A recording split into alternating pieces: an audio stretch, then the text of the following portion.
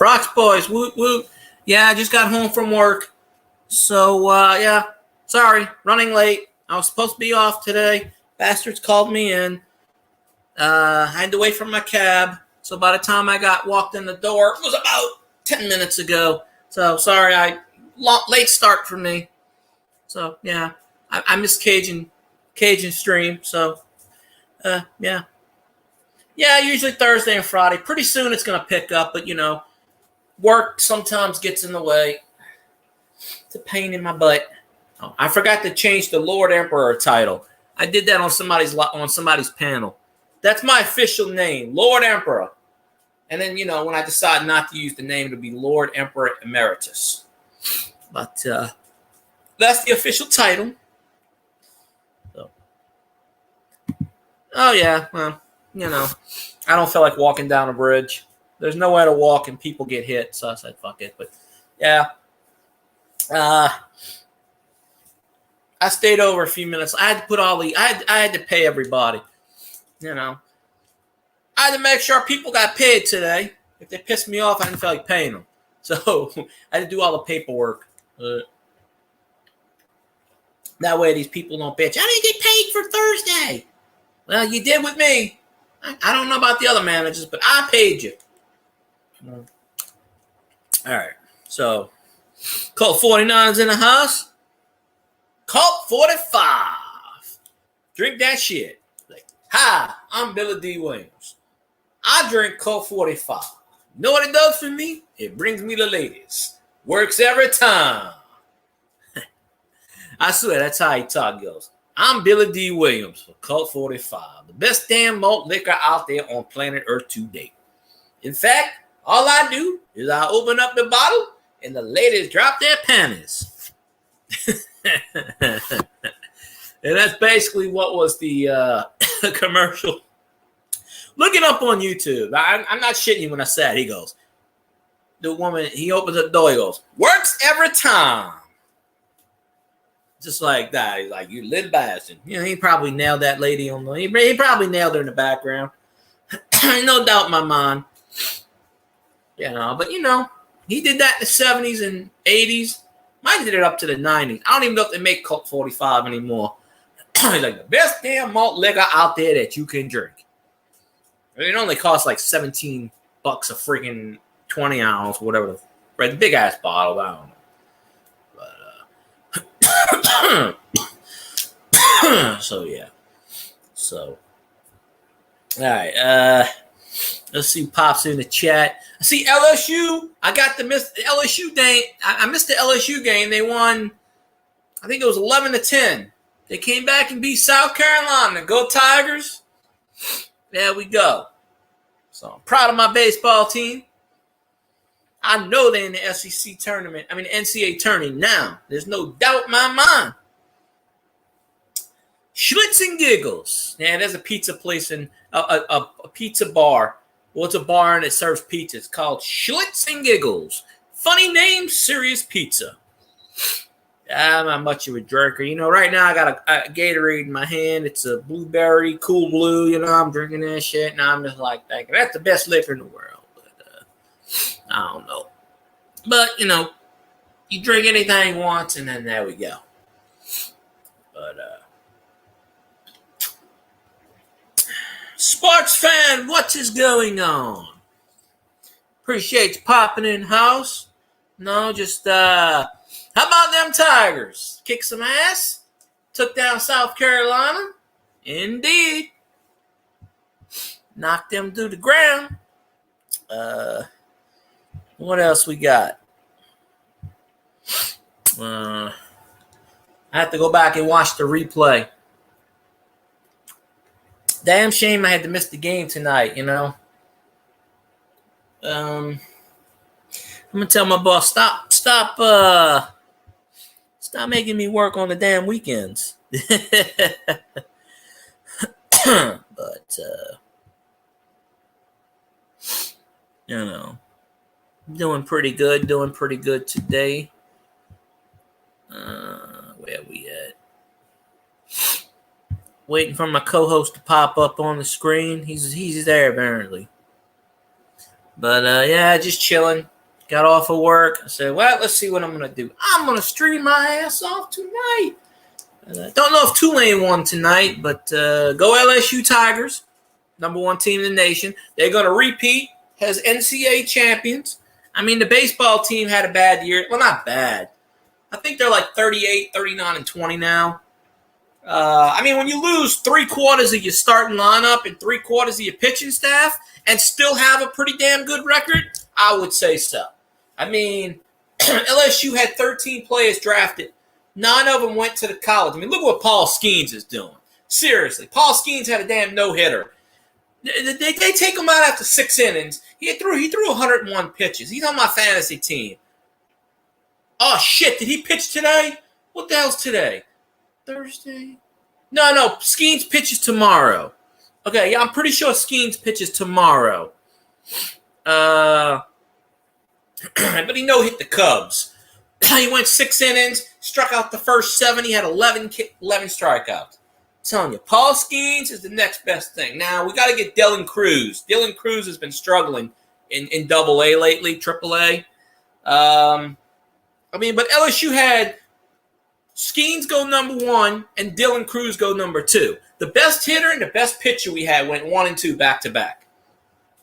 So we had Tommy Tanks carrying us this year.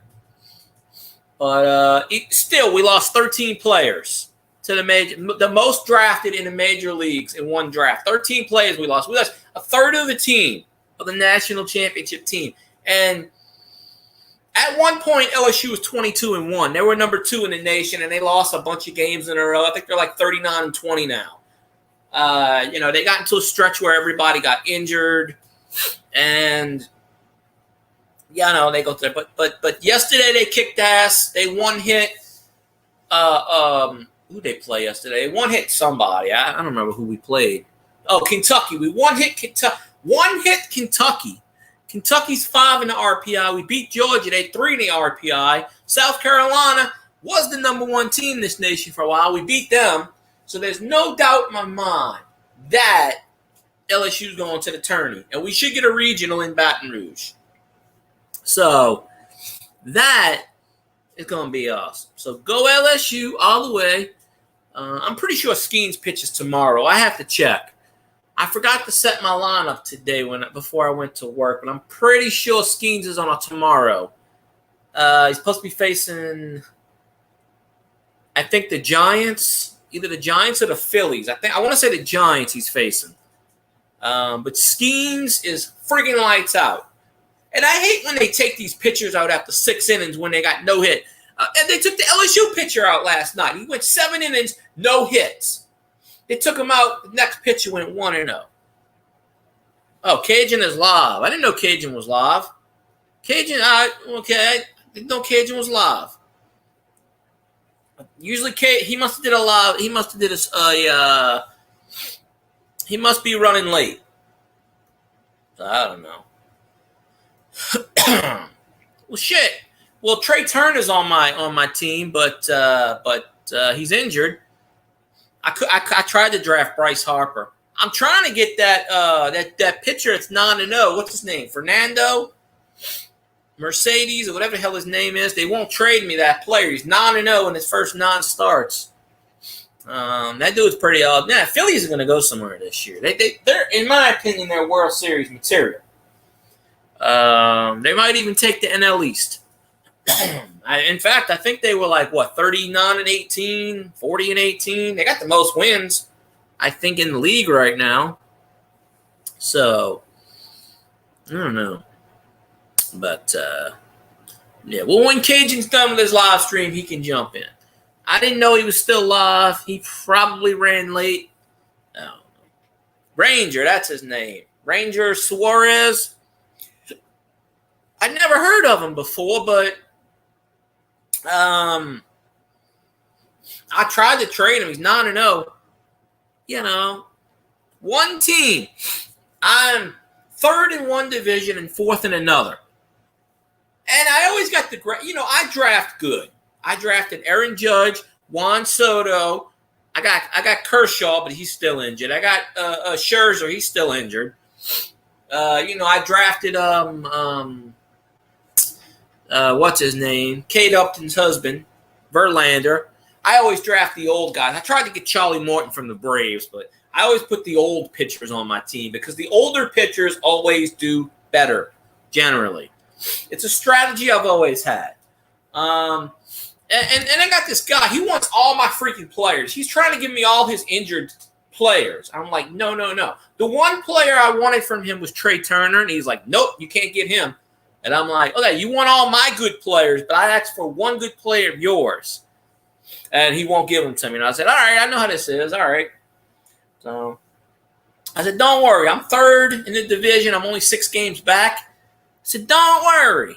Plenty of time. Last year I won the championship with a losing record. I snuck in because my division was so weak. I snuck in with a losing record. I was the number 2 seed, and I was number 3 seed. I beat the number 1 and the number 2 seed and clinched. But it's not the same dynasty every year. It's always different. I think one I'm in Milwaukee and the other one's a Texas league. It's ESPN league because I don't play Yahoo. I don't like how Yahoo Baseball Fantasy set up. So I'm on an ESPN league. I don't know what I did today. Let me see. Let me see how I did it today. But if I got Skeens set up to pitch tomorrow, I'm doing pretty good.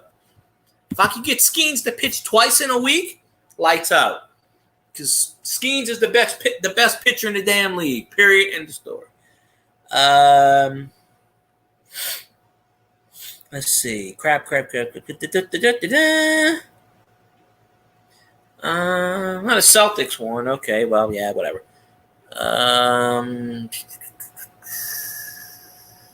Hockey's in overtime. Okay. All right, let's see how my team did. I got 2 Team Fieldy. Okay, one of them's Team Fieldy, and the other one's Field Guys World Series because, I'm awesome like that. Let me see. 5-5-1. Okay, I'm tied. No, I'm up 6-5. Woo, look at that. Aaron Judge hit a home run tonight. Damn right. Okay, Rizzo went 0 for 2 and he was on the bench. Okay. Kimball got me a save tonight. Perfect. Craig Kimball's fucking awesome. Skeens pitched tonight. Fuck. Shit. I thought he pitched tomorrow night. I forgot to set my lineup today. I completely forgot. Pitched Skeens. Skeens went 6 innings, gave up 6 hits and 1 earned run, and he didn't, no decision. Damn. I forgot to put Skeens in the lineup. Giants won 7-6. Okay, he played the Giants. Okay. Let me check my other league. Basically, I have the same players in both leagues, just about. There's like a two thing difference. Man, I thought Skeens pitched. I forgot to set my lineup this morning. I completely forgot. I thought Skeens pitched tomorrow night because I woke up to listen to LSU. Yesterday, LSU played in the morning. Today, I was supposed to be off. So I was going to set my lineup in the afternoon. But, shit. Luis Arez went 4-5 on the bench. Vladdy hit a home run. Okay, that's good. Okay, in one league, Skeens was on. Okay, Skeens actually counted on this one. Okay, so he did count on this one. So he didn't get the win. All right. Kimball is awesome. I like his bird thing. He does the bird. There is the man with the plan. Formerly known as Grumpy Grandpa. Go Lions. Mr. Zanron in the house. I saw today where Pittsburgh is the 2026 NFL draft. They're not going to put that shit in New Orleans because, yeah, they don't want to do that shit. But, we'll get the draft one of these days. I mean, the 82,000 fill up the Superdome. Yeah, they're not going to. New Orleans is used to having Mardi Gras and shit, so they're not. Put it there when you got Cantrell, and go get her ass, and you'll be all right with that one. But 710, what's going on? KJ must be done with his live stream. Or maybe he's still going. I don't know. I didn't know he was live until Elvis told me he was live, because usually around this time he's done. So I didn't bother to check if he was still going. I probably should have, but LSU, proud of my Tigers. Kick some ass tonight. I don't know if LSU's in the winner's bracket. Well, they are in the winner's bracket. Hopefully they play tomorrow. Hopefully they don't freaking play at 9 in the morning again. Cajun raid, he ended. Oh, okay. Nobody from Cajun's generally coming there. But I didn't know he. Well, I sent him a message. I didn't know he was still streaming. Honestly, I had no idea he was still streaming.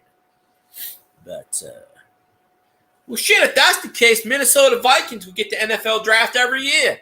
No, honestly, it would be the Panthers would get it every year. Carolina sucks ass. I mean, they would get the they ought to do the lottery like the NBA draft. You get the lottery, the ping pongs, bing, bing, bing. There you go. Just because you're the shittiest team doesn't mean you should get the best players, because they do tank from time to time. But yeah. There he is, the News Maniac, a.k.a. Skipper, a.k.a. Santa Claus, a.k.a. I don't know. Hey, Miss Missy, how you doing? Oh, I did not know Cajun was still on. I apologize. I walked in the door. Usually Cajun is done with his live stream by 9 o'clock. He must have went live later. I was stuck at work. I could not get on the live stream. Although I did scream on the loudspeaker. And this Lean Off the Deck moment is brought to you by Grumpy Stack Tires. So I got on the PA and I said that with people in the store. And they looked at me like, what the hell are you talking about? I said, y'all need tires? Go get some tires. John, what's going on? Appreciate you. I still got the Lord Emperor title. Cajun is live streaming. Yes, I get that, Elvis. I get that. I walked in the door. I thought Cajun, by this time, he's not usually streaming. So, yeah, I did not know he was still on. My apologies, because I would not have started a live stream if I did not know he was on. I thought he was done. I just didn't. But that's okay. Elvis, you meant to say who that. We know you. We know it. So, and then we wait for Katie to say whatever. But glad you're doing okay, Miss Missy. Appreciate you popping in the chat. Send me some food. I wish I could reach through the computer and see what you cooked tonight. I know you cooked some good stuff, I'm sure. I went to CC's and I ate me some pizza. That's what I do for. I was originally scheduled off. I usually have Thursdays off. Yeah, I sort of got promoted again. Oh, I can't eat. I'm allergic to crawfish. Can't eat crawfish, sadly. It's the one thing I can't eat. Yeah, crawfish will probably kill me. I can't even smell crawfish. It makes me vomit. It's just I have some kind of, I don't know. Like I'm pretty sure I'm allergic to it, because the closer I get to it, I turn bright red, and I don't know. If I was to eat it, it'd be bad. Yeah, it kind of sucks. People go, you live in Louisiana, you can't eat crawfish. I'm like, yeah. It's God's funny way of seeing.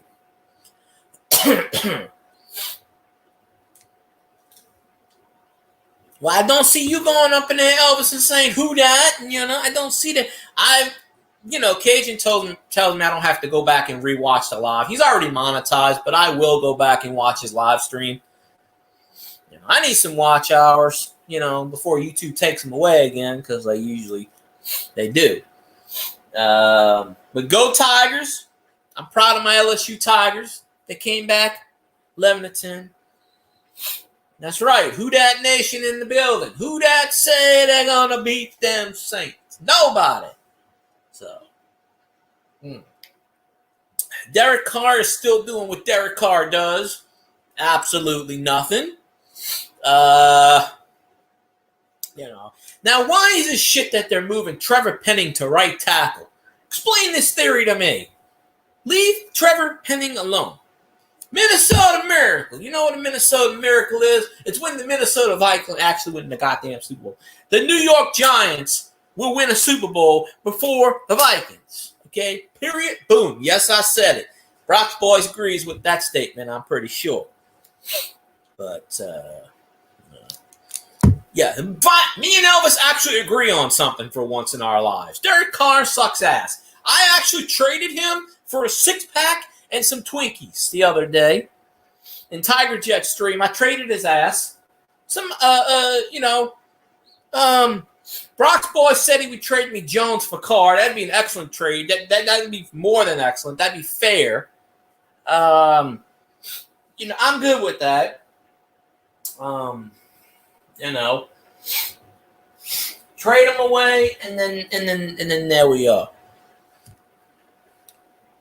See, I say a lot of good things. I don't get the recognition for it, but and see, I'm telling you, the Giants will win a Super Bowl before the Vikings. No doubt in my mind. I don't know when, but I just know it will happen. But this year, the Superdome is in New Orleans, so the Saints are heavily favored. I'm praying that Derek Carr. The dream scenario is this. This is the dream scenario. It goes back. It goes back. Bill's Mafia in the house. Doctor Who. It goes back to and I said this in my last stream. The 1980 Oakland Raiders had Dan Pastorini as their starting quarterback. Old man Davis got pissed off and sent Snake to the Oilers and got Dan Pastorini in return.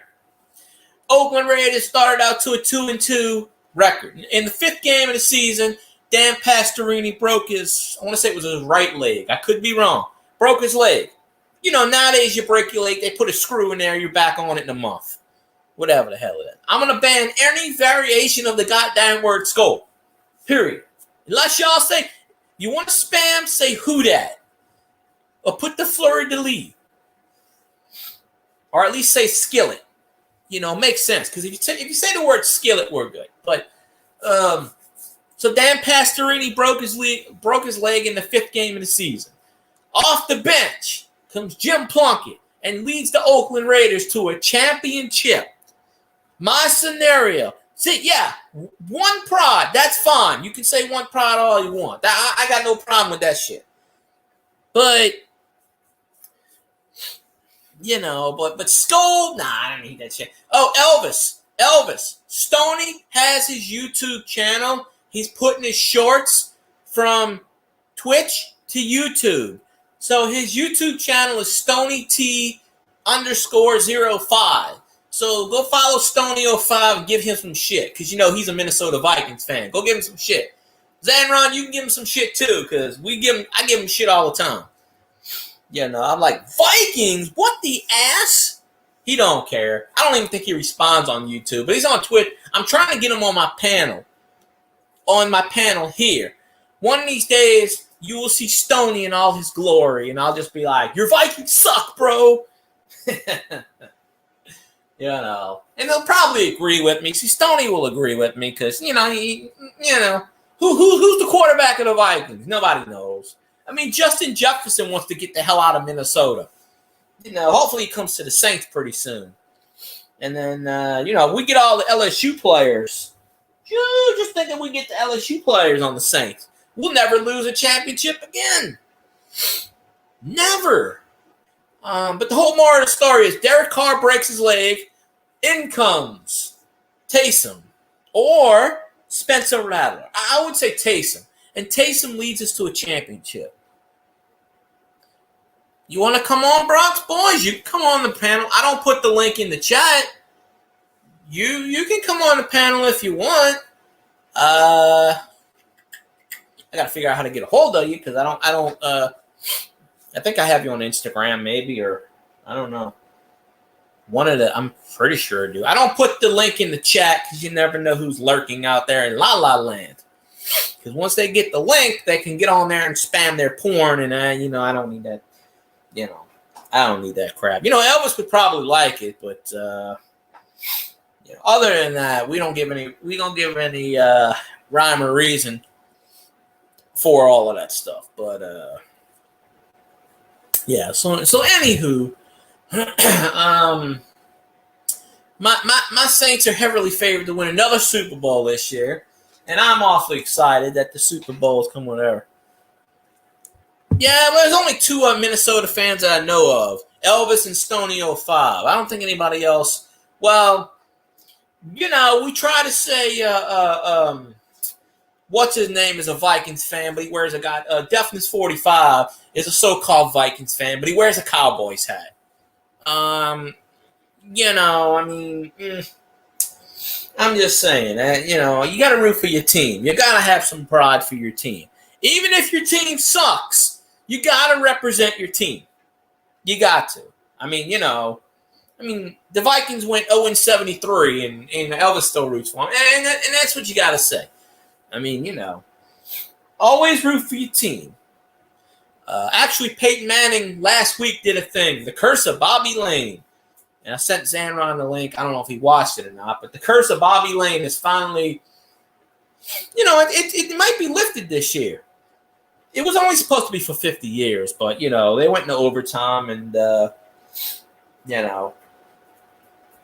course, Bobby Lane was always drunk off his ass. But, hey, you win championships, who cares? That's the way I see it. You win championships, you do your thing, you're good.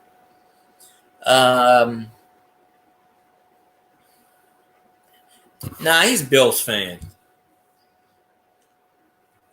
Ain't nobody Vikings fans. I would root for the goddamn Lions and Giants before I rooted for the Vikings. If I wasn't a Saints fan,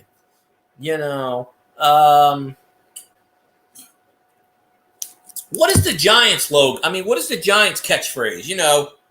Saints have Who Dat, Lions have One Pride, the Vikings apparently have Skull because they're always drunk off their ass because they can't. Their team sucks so bad they got to drink to replace the memories. What is the Giants logo? Not logo. Catchphrase. I actually seen today or yesterday where the Giants are 100th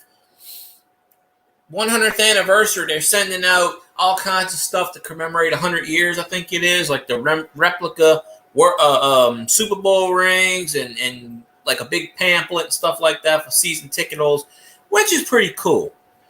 The old football player should come to your house and knock on the door. And there he is. He's down in the basement. He's knocking on the door. He's like, hello, let my ass in. All right, we're going to bring him up. Here he is, folks. You know him. You love him. He's that crazy, wicked Cajun over there. Go Tigers. His name's Cajun Cornhurter. Let's bring him up to the championship range.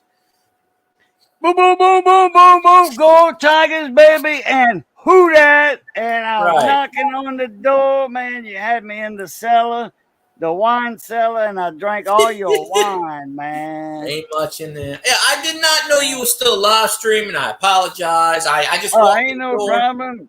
Ain't no biggie. You didn't steal nobody from me. No. I don't think.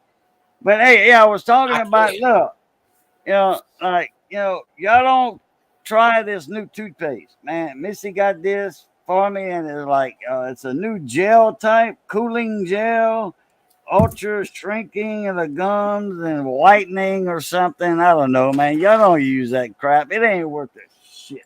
Ultra shrinking. It sounds like something Elvis likes. And I told you, Elvis, that's the only two things that control the tide. That's the moon and LSU. Oh, LSU won. They won an SEC tournament today. They came back and beat South Carolina 11-10. They're still in that winners bracket. Yesterday they hit Kentucky, and the day before that they did Georgia. But today I checked the score. Tonight on my live stream, I checked the score. The LSU baseball team there. Mm-hmm. It was LSU 7, Gamecock 6, and it was at the bottom of the 6. Yeah, I just checked the score. They won 11. I think it was 11-10. Oh man, they like skin of their teeth. Yeah. Oh, if they're not in the NCAA tourney after beating Kentucky is the top 5 RPI, Georgia's a top 5 RPI, and South Carolina was the number 1 team in the nation for a while. They're in the top 5, if not number 1. They beat the top SEC teams. Last couple of days, I've been keeping up with Goosey there. Goose, you know. Yeah, I was in Goose's channel yesterday for the whole game. Me too. Not the whole game, but most of it. I didn't see you. I must have missed you. I didn't see for a minute. Yeah. Yeah, Goose is, Goose and is. And he was like, I said, hey, Mona Mia, Goose, and all that. And he was like, hey, Cajun. He was looking, announcing and stuff. He was like, hey, Cajun. He was like, man, where do I know him from? And I'm like, you know me from Field Guy 316. I co-host with him on his live streams. Oh yeah, what's up, Cajun? How you doing? He's got to think a minute. He'll be like talking in the background. Yeah, but he knows a lot of people. Though. 3-2 pitch. He'll be like, "This is how he knows." He knows a lot of people, though. He'll be like, "Oh, I remember when he started his stream. I had like 1,000 people. He was at like 50, and you know how he jumped. But he does more than LSU. He does all the games: basketball, football, baseball, hockey. Kentucky was playing. I forget who they were playing and whatever. And then I don't know. Today he was showing LSU and naturally the South Carolina Gamecocks there. Yeah, I missed that game, unfortunately. Yesterday they played at 9:00 in the morning. I just happened to wake up and I listened. They hit Kentucky yesterday. LSU pulled the starting pitcher after 6 innings with no hitter. And 7th and 8th inning, the guy 1 hitter. Kentucky was playing the Gamecocks, and then whoever won that played LSU today. Yeah, Kentucky was in the losers bracket, so Kentucky got eliminated. But LSU beat the top 3 teams in the SEC, and people are saying, "I don't know if LSU is going to make the tournament." If they ain't making the tournament, they're 39 and 20. 30. I'm pretty sure. Let me look it up. I think it's 39 and 20. So they're well on their way to 40 wins, which is LSU had a rough start, but you got to give them credit. Well, LSU actually started like 23 and 2, and then they lost. The mid range. They had a rough mid range there. They started off good, and they lost a lot. Then they started losing, and then now they got a comeback. Tommy Tanks hit a grand slam. They had 2 grand slams. I'm on the LSU feed, and I said, we need a touchdown. And everybody's like, that's in football. As soon as I said that, Tommy Tanks hit a grand slam. I said, yeah, we need another field goal. Come on down. Let's go. 1 more grand slam. And then someone else hit a grand slam.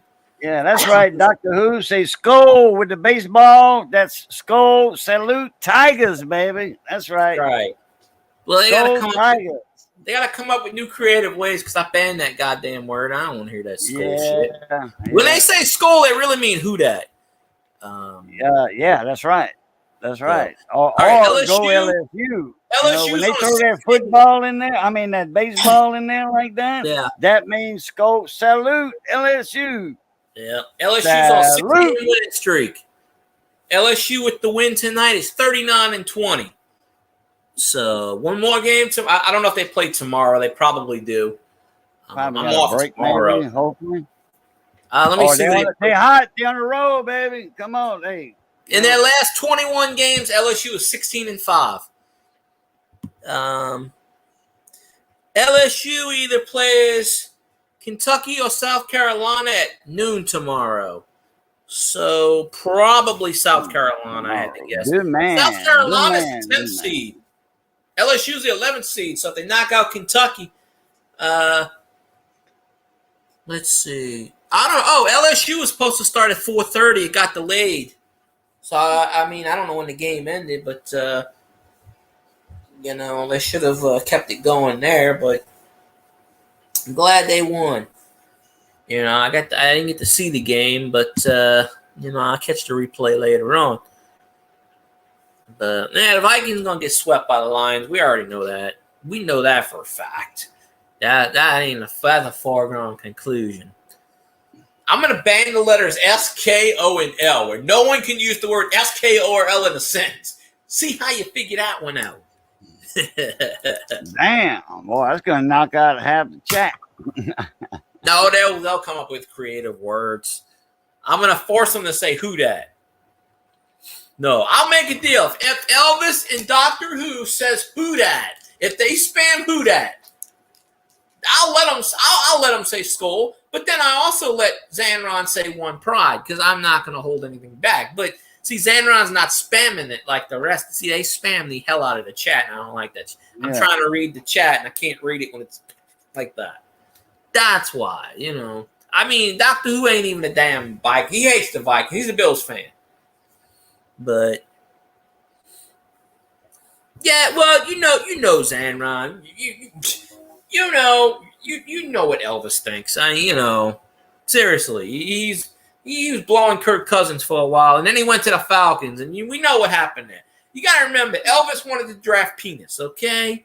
So, and then the Falcons took him. So the Falcons do what they do best. They draft players that they know not going to play, and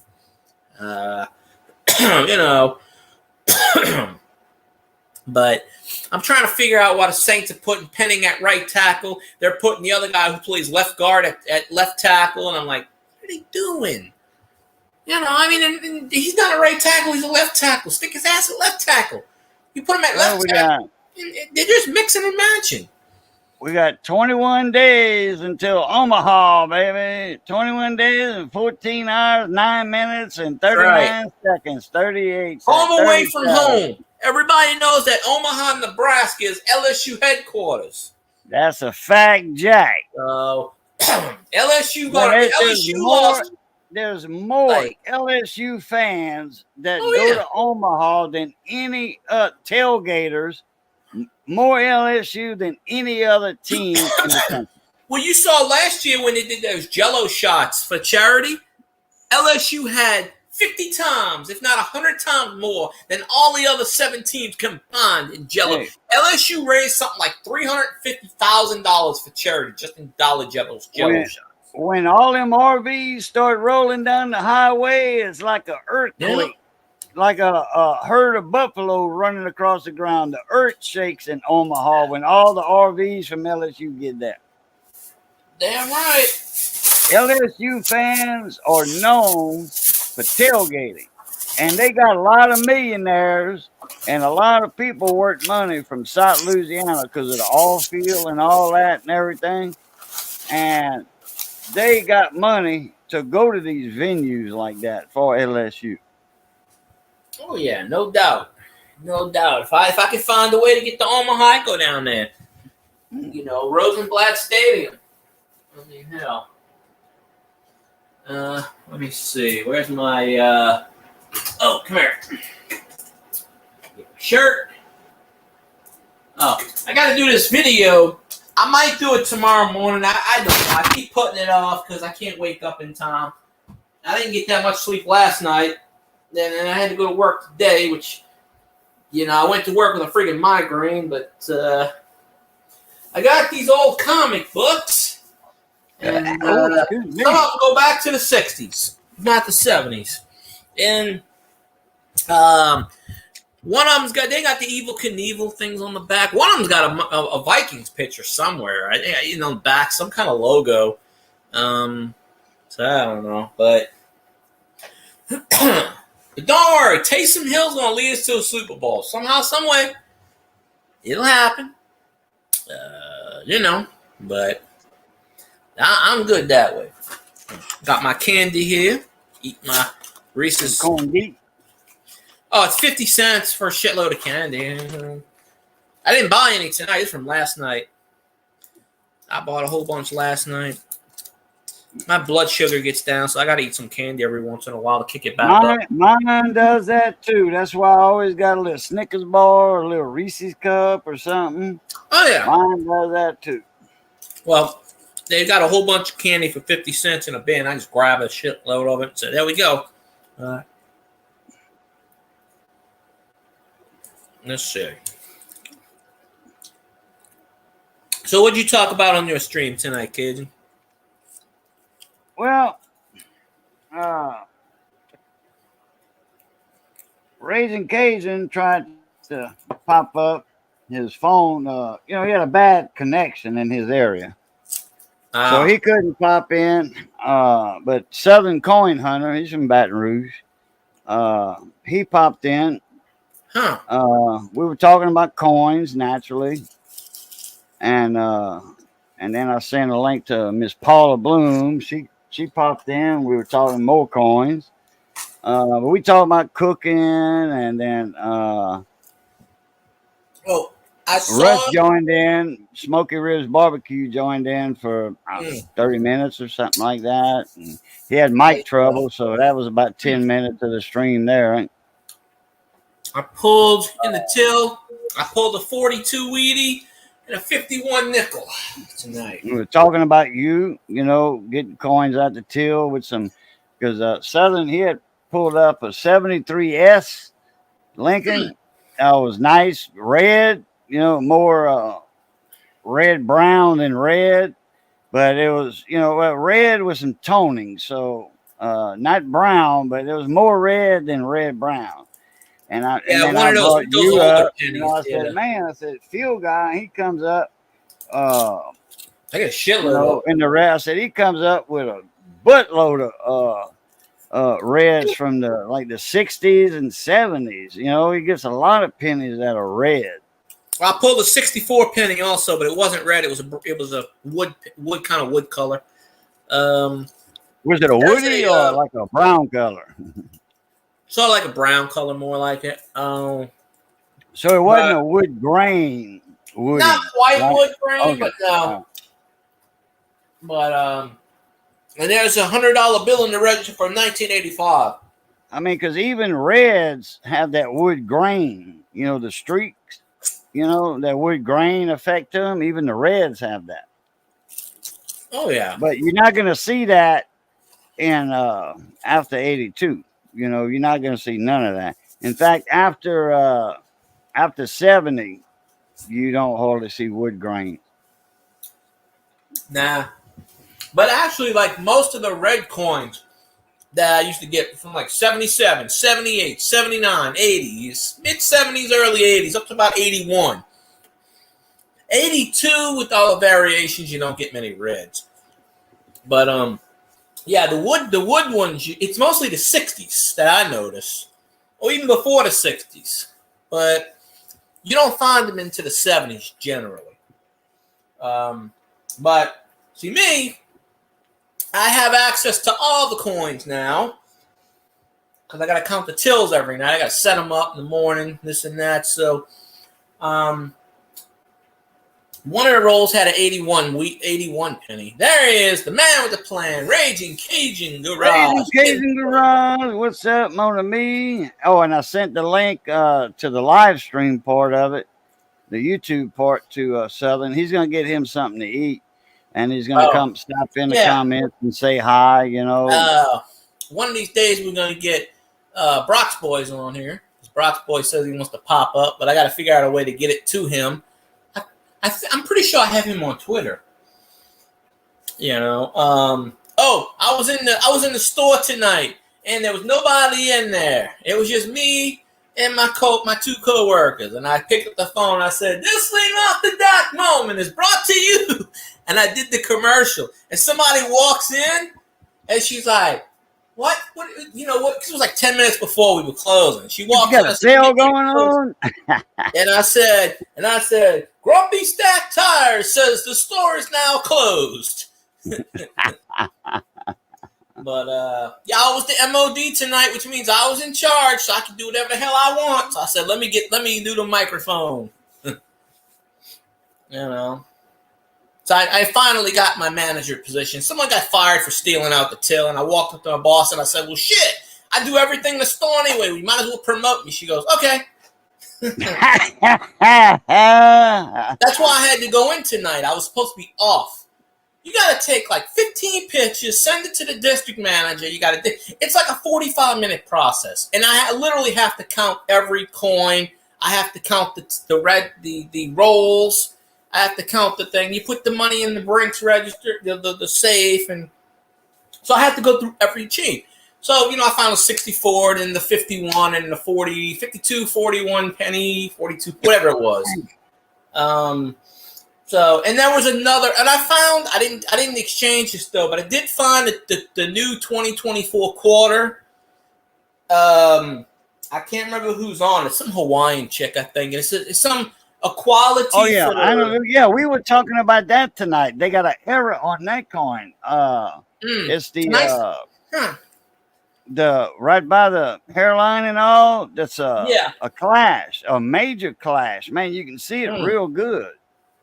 It's the first time I saw it was tonight. Somebody put it in my hand, and I'm like, oh. I hadn't seen the new 2024 quarters yet. I finally seen it. Oh, okay. Well, we don't go through the bank. Die clash.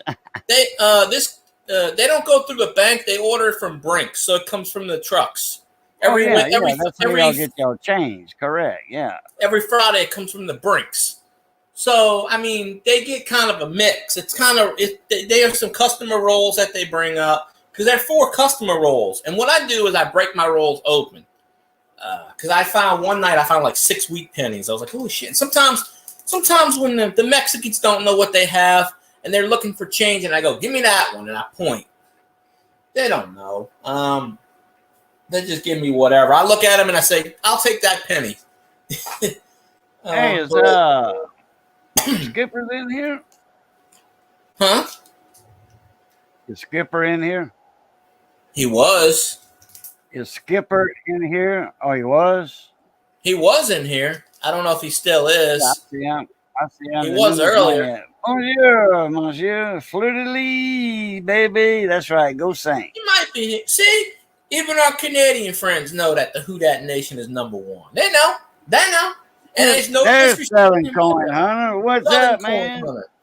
Do I follow Southern Coin Hunter? Wait, he's in Baton Rouge?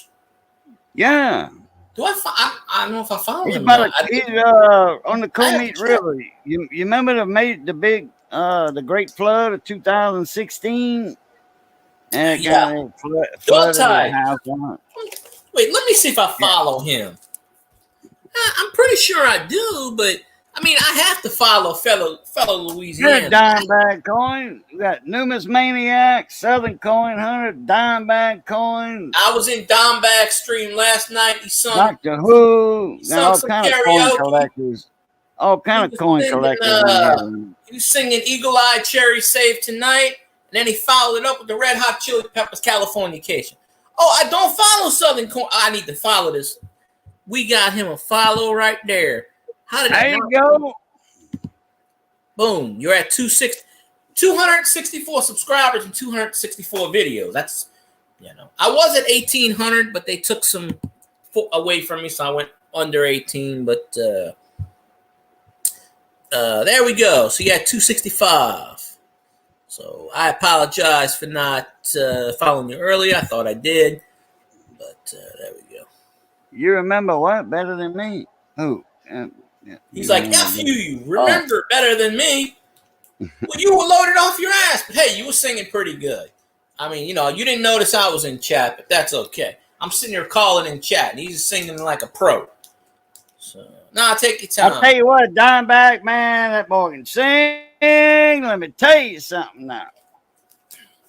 I used to follow him all the time, and he had a lot of the same people in there, that would come to that restaurant. And that bar and grill that he would karaoke at, DJ at, man, let me tell you something. Dimebag can kill that song by Chris Isaac. Wicked Game. Evil Games. Wicked Game. Wicked Games. Man. Yeah. Hey, I can sing that song. Dimebag can nail that song. I don't want to get too much copyright. I thought he was DJing. Okay, when I heard that song playing, I thought he was just playing a record. No, he was the one singing, but I didn't see him. Right. He was like off to the side singing. He's right there in the middle. Finally, he got into the camera frame, and he was singing. I'm like, go ahead, hardhead, man. Like, look at me. My name is Dimebag Coin. Look at my ass. You should twerk. When you're singing, twerk. That's a promising thing. But there is Skipper Claus in the building, in the house. Oh, right I there. tell you what, they had this older woman, and she would be in there quite often. She would. I don't know if she could sing good or she couldn't dance or what it was, but that woman had some feet about that long. Hmm. She looked like she had some snow skis on her, like she was waiting on a snowstorm or something. That Uh, woman had some feet about that long. man. Southern Oh found its Lord, have fourth mercy! W. I have never found a W coin in any denomination ever. Never. I might be the only coin person that can't find a W. And considering I'm Oh, always around money.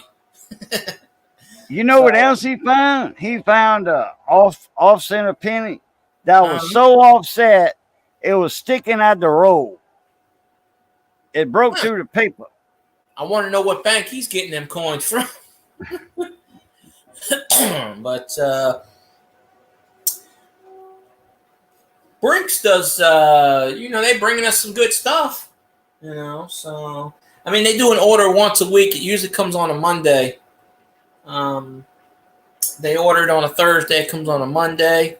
So I mean, they had a star note. It was $1 star note, and nothing special. But it started off 0316, and I was Oh gonna trade. yeah, that's a field guy coin. Yeah, I mean no.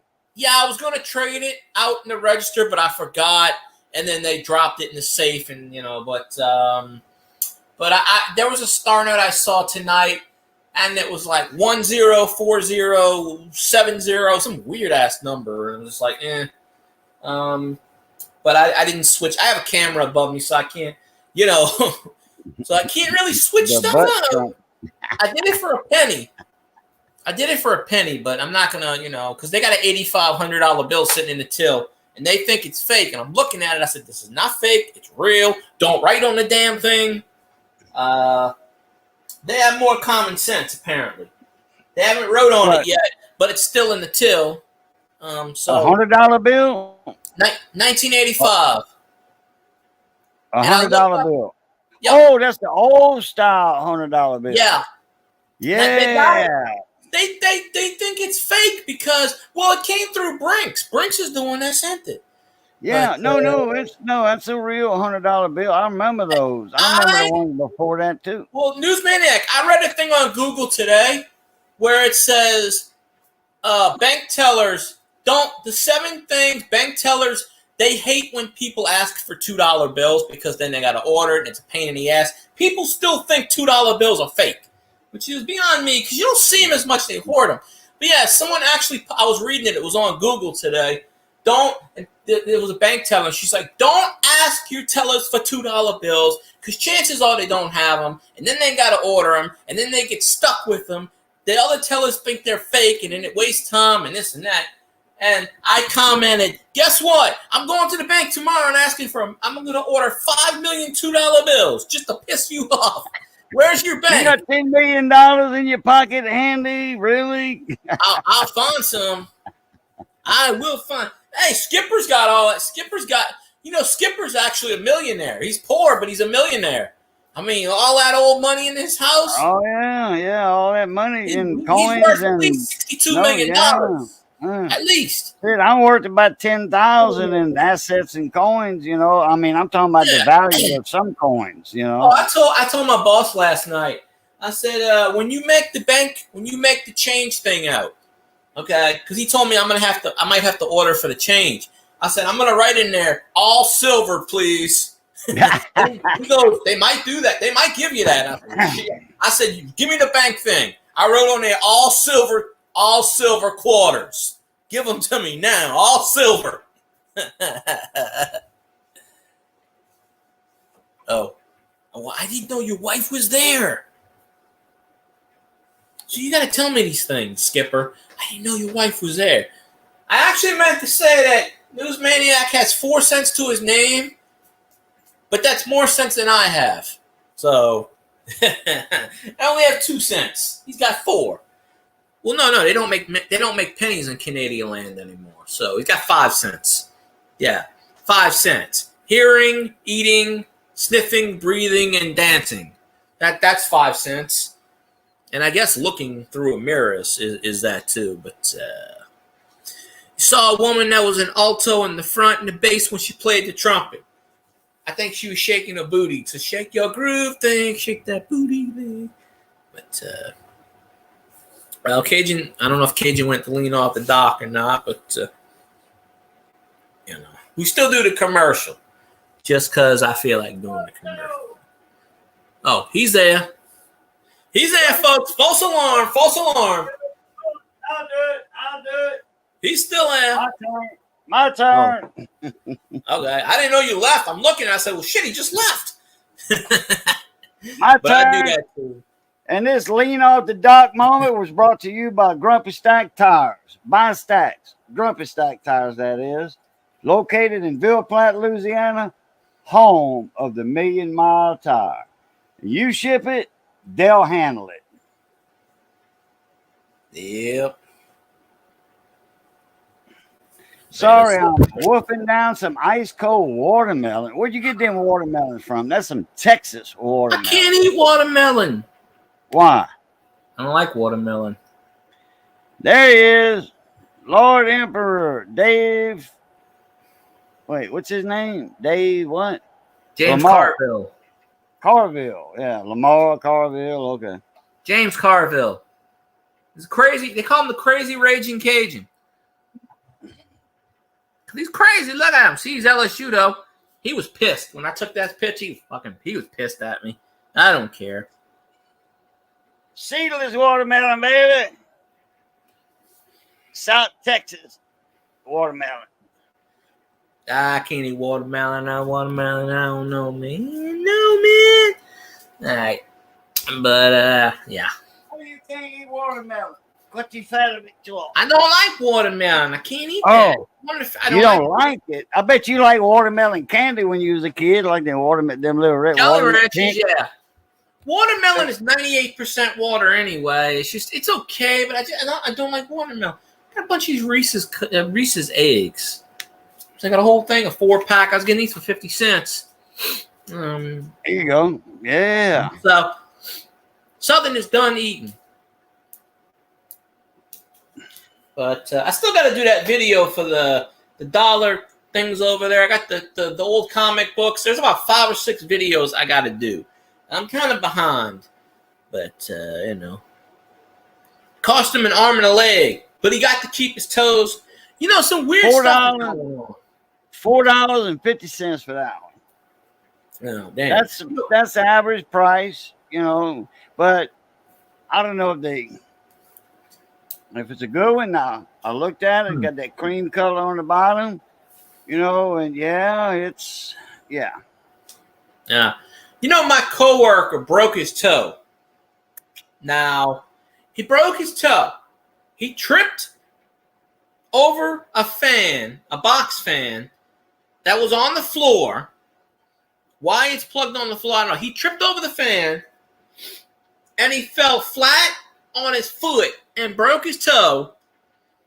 And he comes to work today. He's hopping around. They told him he had to come to work.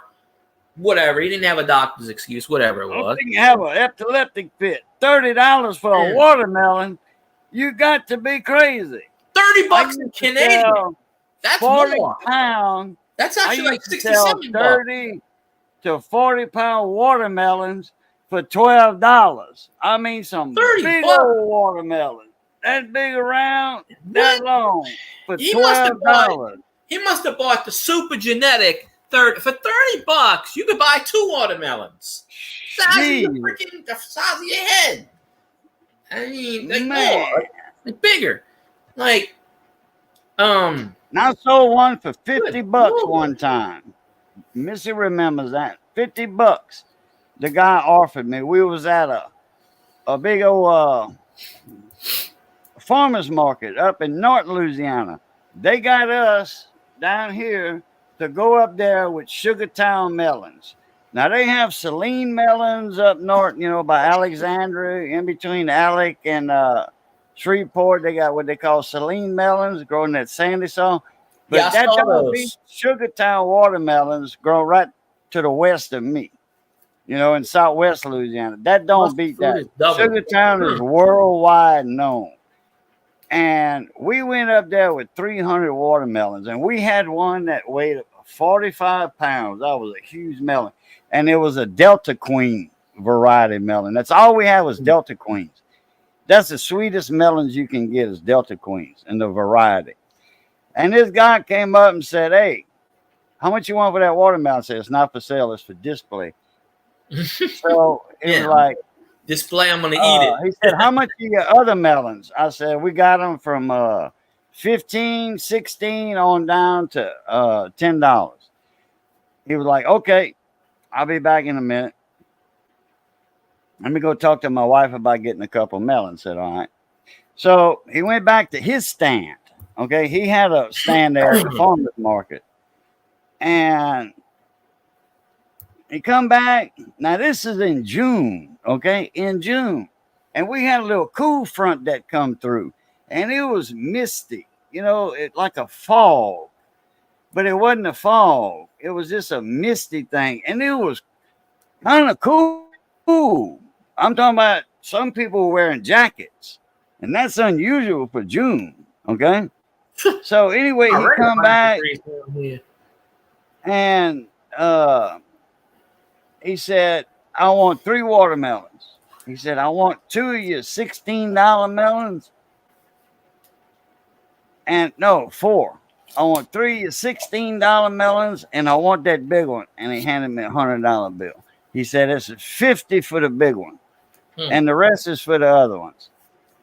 I said, okay, so, but you got to wait till the end of the market to collect the melon. I'm using it as a display. He said, okay, no problem. But he says, if it breaks, you know, if it happens to get broken, you know, before I get it, you got to give me my 50 back for that melon. I said, yeah, no problem. So he bought that melon for $50. A 45-pound watermelon. Who's the Prime Minister of Canada right now that food is double? Because it's doubled over here. El Presidente, you know, that's his main mission to make everybody go poor. Yeah, but you see, they don't have to worry about El Presidente up in Canada. They have the El Prime Minister, which in most cases is basically de facto president. You know, in the last year, yeah, it doubled over here too. In the last 2 or 3 years, they must have Trudeau as the minister still. Maybe, I don't know. As I get older, I get real strong. I just found this out yesterday. I can carry with one pinky 50 pounds of food out of the grocery store in one bag. One pinky, I can carry $50 worth of groceries. $60 actually with one pinky in one bag. I'm getting stronger and stronger the older I get. Yeah, all you gotta do one bag of food with $60 worth of food with one pinky. Yeah, it's called the cereal box in the bag. De facto dictator. Man, well, we don't have a dictator because he don't have faculties. Actually, it's 3 bags of food. You know. Because they couldn't fit 5 pounds of ground meat with the other bag. You know, that was $15 by itself. 5 pounds of ground meat, $15. I would tell you this: I have hit my limit on fetch about 17 times already, and I gotta wait another 3 days. But I have at least 40 receipts sitting right here that I gotta go through. Well, I find them on the ground, and people at work don't want the receipts, so guess who puts them in my pocket? Me. Yeah. So, but I gotta wait till tomorrow. But I'm almost at 90,000 points. I'm at like 80. I don't know. I got my cousin to sign up, but now they're doing 2,000 and 3,000 points for referrals. So I got my cousin to sign up. I want to get an ex-meth head, crackhead, or whatever. Sniper, you know, he'll do whatever I want for $50. Yeah. Ex-snipers, I don't know, but they ain't doing their job because they ain't ex-sniped anybody yet. Yeah, well, they ain't got $50 yet. That's why. Somebody give me $50 and I'll throw a shoe at somebody's head. That's the main thing. I promise you. So, well, my aunt used to throw a shoe real good. If you were doing something wrong, boy, she'd grab you with that damn that kind of not high heel, kind of cowboy boot. You know, them women used to wear them shoes that had a heel about that tall. You know, that big around. Oh man, they pop you. They catch you with the heel instead of the toe part of the shoe. Man, I'm like, damn, you have to do that. Always something there. Let's see. I'm trying to get this thing a load. Man, I miss it when I used to get a brisket for 29 cents a pound. That's the good old days. Free brisket. Yeah.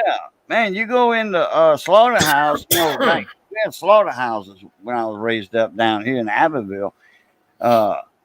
And you go buy a quarter of a calf, a front end, you know, front quarter or a hind quarter, and they throw you a brisket or two in there for free.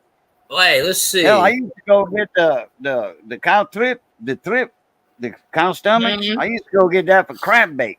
You know, I'd use that on my long lines, my crab line. Let's see. Oh, we got to do an archaeology, Mike. And they would give me a brisket just for taking the all the stuff out of the barrels. See what Skipper said. He said he made some beef pot pie with some mashed potatoes and grilled Brussels sprouts with gravy for them. I love Brussels sprouts. I go to casino, I eat Brussels sprouts. Me too. I love them. Brussels sprouts, a little miniature cabbage. I love it. We don't have a Costco down there. There's one in New Orleans. We don't. They're supposed to build the Costco within the next 5 years down here. Put it where on the east side of town. Yeah, they got one in New Orleans. They don't have one near us. When I went up to Shreveport, they had a Kroger. We don't have a Kroger down here. Denham Springs, they got a Costco, big one. Yeah, but I just passed going up that way. But a brisket for $24. Yeah, pound, 1 pound of sirloin was $35. 1 pound. Man. Oh, what is up on, with food prices? Come on, this is just. Man, I bought a chuck roast a while back. I bought several of them because they were on sale for $3 a pound. You know, chuck roast. And man, Missy makes a mean gravy with them things. But yeah, that's the archaeology Mikey moment right there. I ate CC's for dinner tonight because archaeology Mikey. Yeah, look. Yeah. Rest in peace, brother. Rest in peace, brother. Bless your soul. Every time he'd come in, he'd say, he wouldn't say hi. His first comment, it wasn't hi, go to hell, I don't like you, nothing like that. His first comment was, I had a hamburger and tater tots tonight for supper. Homemade hamburger and French fries or something like that. It was usually within the same. He always, first comment was what he had for supper. Then he would tell everybody hi. That was his little thing, you know. And I miss that. I do miss that. Yeah, he had his thing, and Murad had the whole. See, I come up with the twerking thing because that was Murad's joke. But you see, he did that because he would say 100 likes and I twerk. But the thing with Murad is he always got 100 likes. So he was just goofy like that. So he would get up there and goes, you know, he make a fool out of himself. But it was just for fun. I will never get 100 likes, so I can be confident in saying you will never see me twerking. But folks, if we ever get 100 likes, I will twerk my ass off just because we got to honor Murad's memory, you know. Okay. But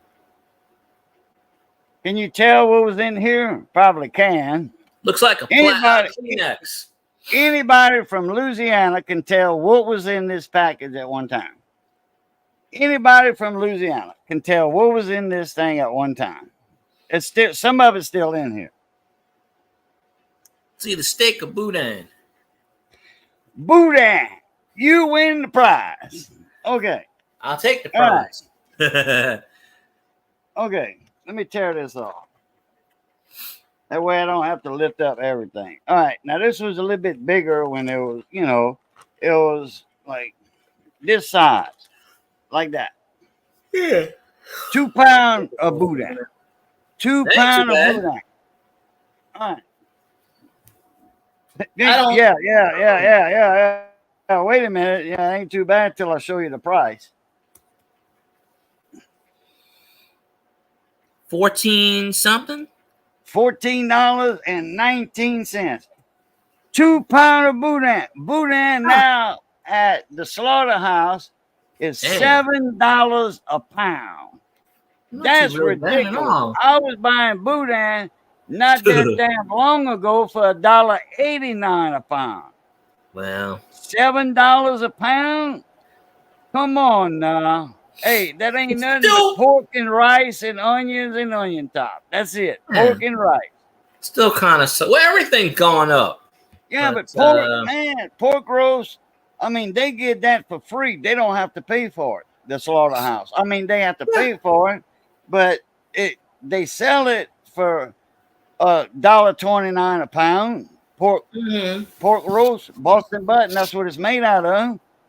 So just say $1. Just say it costs them 80 cents a pound. All right, they sell it for $1.29, but it's a slaughterhouse. They're killing the pigs, and then they get all kind of other meat off, and whatever. I know they got to boil all the meat and make the rice. Rice is 50 cents a pound. In the retail stores, long grain rice 50 cents a pound. Pork 80 cents a pound. That's $1.30 a pound, and they turning that $1.30 a pound into $7 a pound by putting it in a sausage casing. For anybody that don't know what boudin is, I'm gonna show y'all. And I ate a whole pound of it myself yesterday. I'm glad I bought casing. Yeah, I was freaking hungry. That's boudin.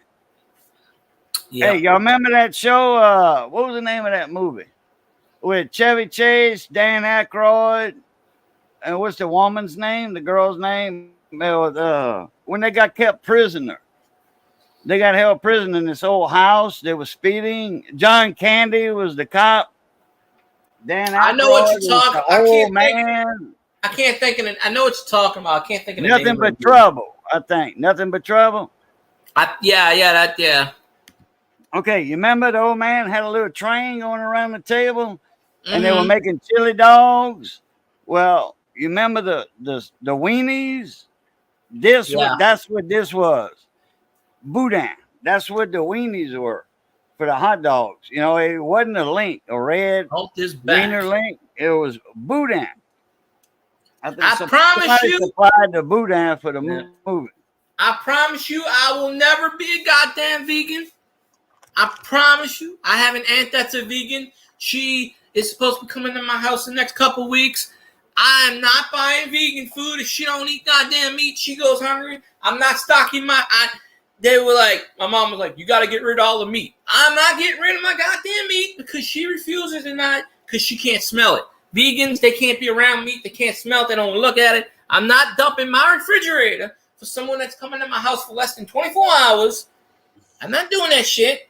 Who are you talking about? My other aunt. One of my other aunts. One of my aunts. Aunts? Oh, your aunts. Okay. One of my other aunts. She's a vegetarian. She doesn't eat meat. She's been like that. She only eats like beans and rice. Like not red beans, but just like beans and she can't be around food. Like seriously. She sees meat, she throws up, and I don't know, some weird shit. And I'm not. My mom's like, "Oh, you got to throw away all your meat." I'm not throwing away any meat. Screw that shit. I'm not doing that. She don't have to come to my house. She can bring her own food. Yeah, she can eat the goddamn grass. I don't care. I don't care. Whatever. I don't care. Eating vegan turns you white as a ghost anyway. And you need iron in your blood, and meat gives you iron. So, I mean, my former landlord, she was a vegetarian. She's white as a ghost. She had to take iron supplements. She passed out all the time. You need to eat meat. It's for your body. It's got the proteins, the iron, protein for your brain, your heart, your everything. You need meat. So if you're a vegetarian, you pretty much lose all the protein. You turn into a fucking vegetable. Pardon my language, but you do. No, but she better bring her own goddamn food because when she's here, I'm gonna go in the backyard and cook a goddamn steak. Yeah, I'm not gonna tell somebody. Don't come to my house and tell me I can't eat meat. No way. That Skipper. An hour and 15, hour 10 from Baton Rouge. Baton Rouge, Red Stick. He's the other way. In fact, Southern Coin Hunter lives in Baton Rouge. Go Tigers. Right there, Southern Coin Hunter. And yeah, Southern Coin Hunter. That's what I was talking about. Boudin has gone up. That's what I showed you. Boudin, $7 a pound, and I was buying it for $1.89 a pound. Not that terribly long ago, 6 years ago, $1.89. Yeah. Oh yeah. That reminds me, vegans. They kind of got what they call that a plant-based meat. They got out now. They making meat. Plant-based. Wait a minute. Impossible burger. Plant-based meat. That's been around for years, centuries. It's been around for centuries. I kid you not. Cows eat plants and turns it into meat. Yeah. It's called beef. Yep. Think about it. Yeah.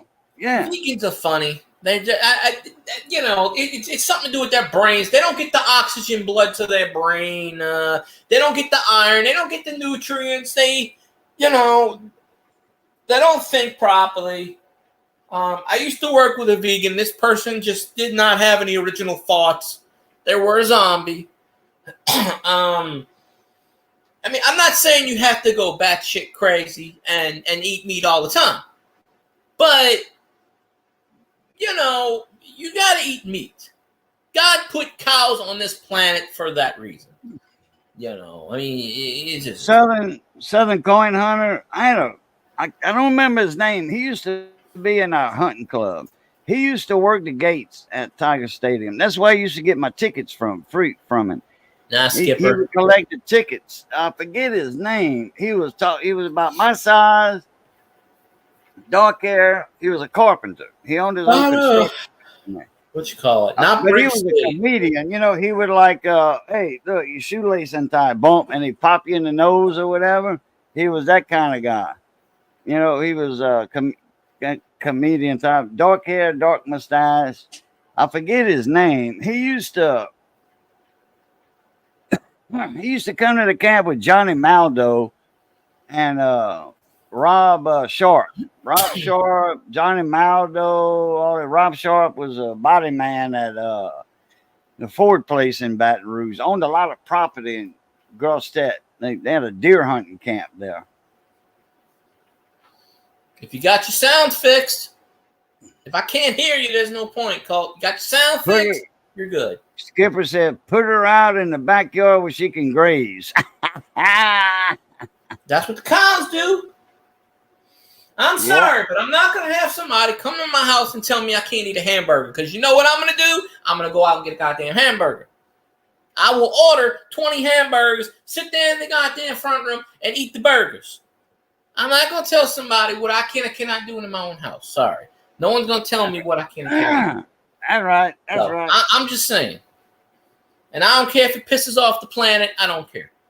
Because I pay my rent. I'm going to do what I want. So, Oh, plant-based meat. Yeah, right. Yeah. They want to eat the vegan shit. They can stay at their house and eat all the vegan stuff they want. You going to bed, baby? What? Money. Your audio's fixed. Okay. Wait, there's somebody popping up. Let's see if he's actually in the chat. And a 1 and a 2 and a 3. Got to be my cousin. Hey, it's man with the plan, Mr. Raging Cajun. Uh-huh. I hope you were ready to pop up. I couldn't see you. Oh, yeah. How's the thumb? It's getting there. There you go. I don't know if you heard earlier, my coworker tripped on a box fan and broke his toe. A box fan. Oh, boy. Yeah. He tripped on a thing. I said, how the hell did you do that? He goes, Well, first he tried to tell me it was a floor fan. I said, well, if it's a floor fan built in the floor, you can't trip over it. And so it's kind of shady because the doctor only said he's out of work one day. So my boss said he had to come to work. So he's hobbling.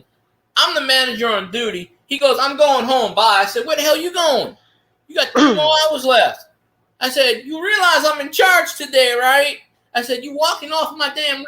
I said, what the... He walks 2 miles home. I'm like, okay, all righty. I said, well, shit, when I'm working, you ain't on my schedule anymore. I said, because, you know, I don't care if you're hobbling. That's your fault you broke your toe. So, you know, I guess the boss told him he had to come in and I don't know, whatever. But he's telling me, oh, I got to go home, man. I said, you don't leave till 7. It's 5 o'clock. I turn around, he's walking home. All right, that's fine. You walk off my shift. That's fine. I said, you ain't gonna be on my shift anymore. That makes me look bad. So I ain't gonna have if I'm in charge, they're not walking all over me. And you know damn way. But let's see. Skipper said something about. He said he's tired and he's going to bed. He said, "Bon nuit, everybody." He said the Garfish are fighting tonight, and I'm tired as hell. See, yeah. Appreciate you, Skipper. Go get some sleep.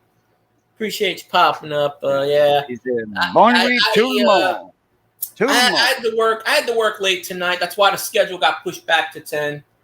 I was supposed to be off, and all right, let's see if this works. Cross my fingers, dot my I's, and dot my T's. If I can't hear anything, I have Cajun as the translator. Let's see. Let's bring him up. Hola. ¿Cómo se va, Coach? ¿Cómo se va? Se va bien, Mizot. I think it's working. TikTok.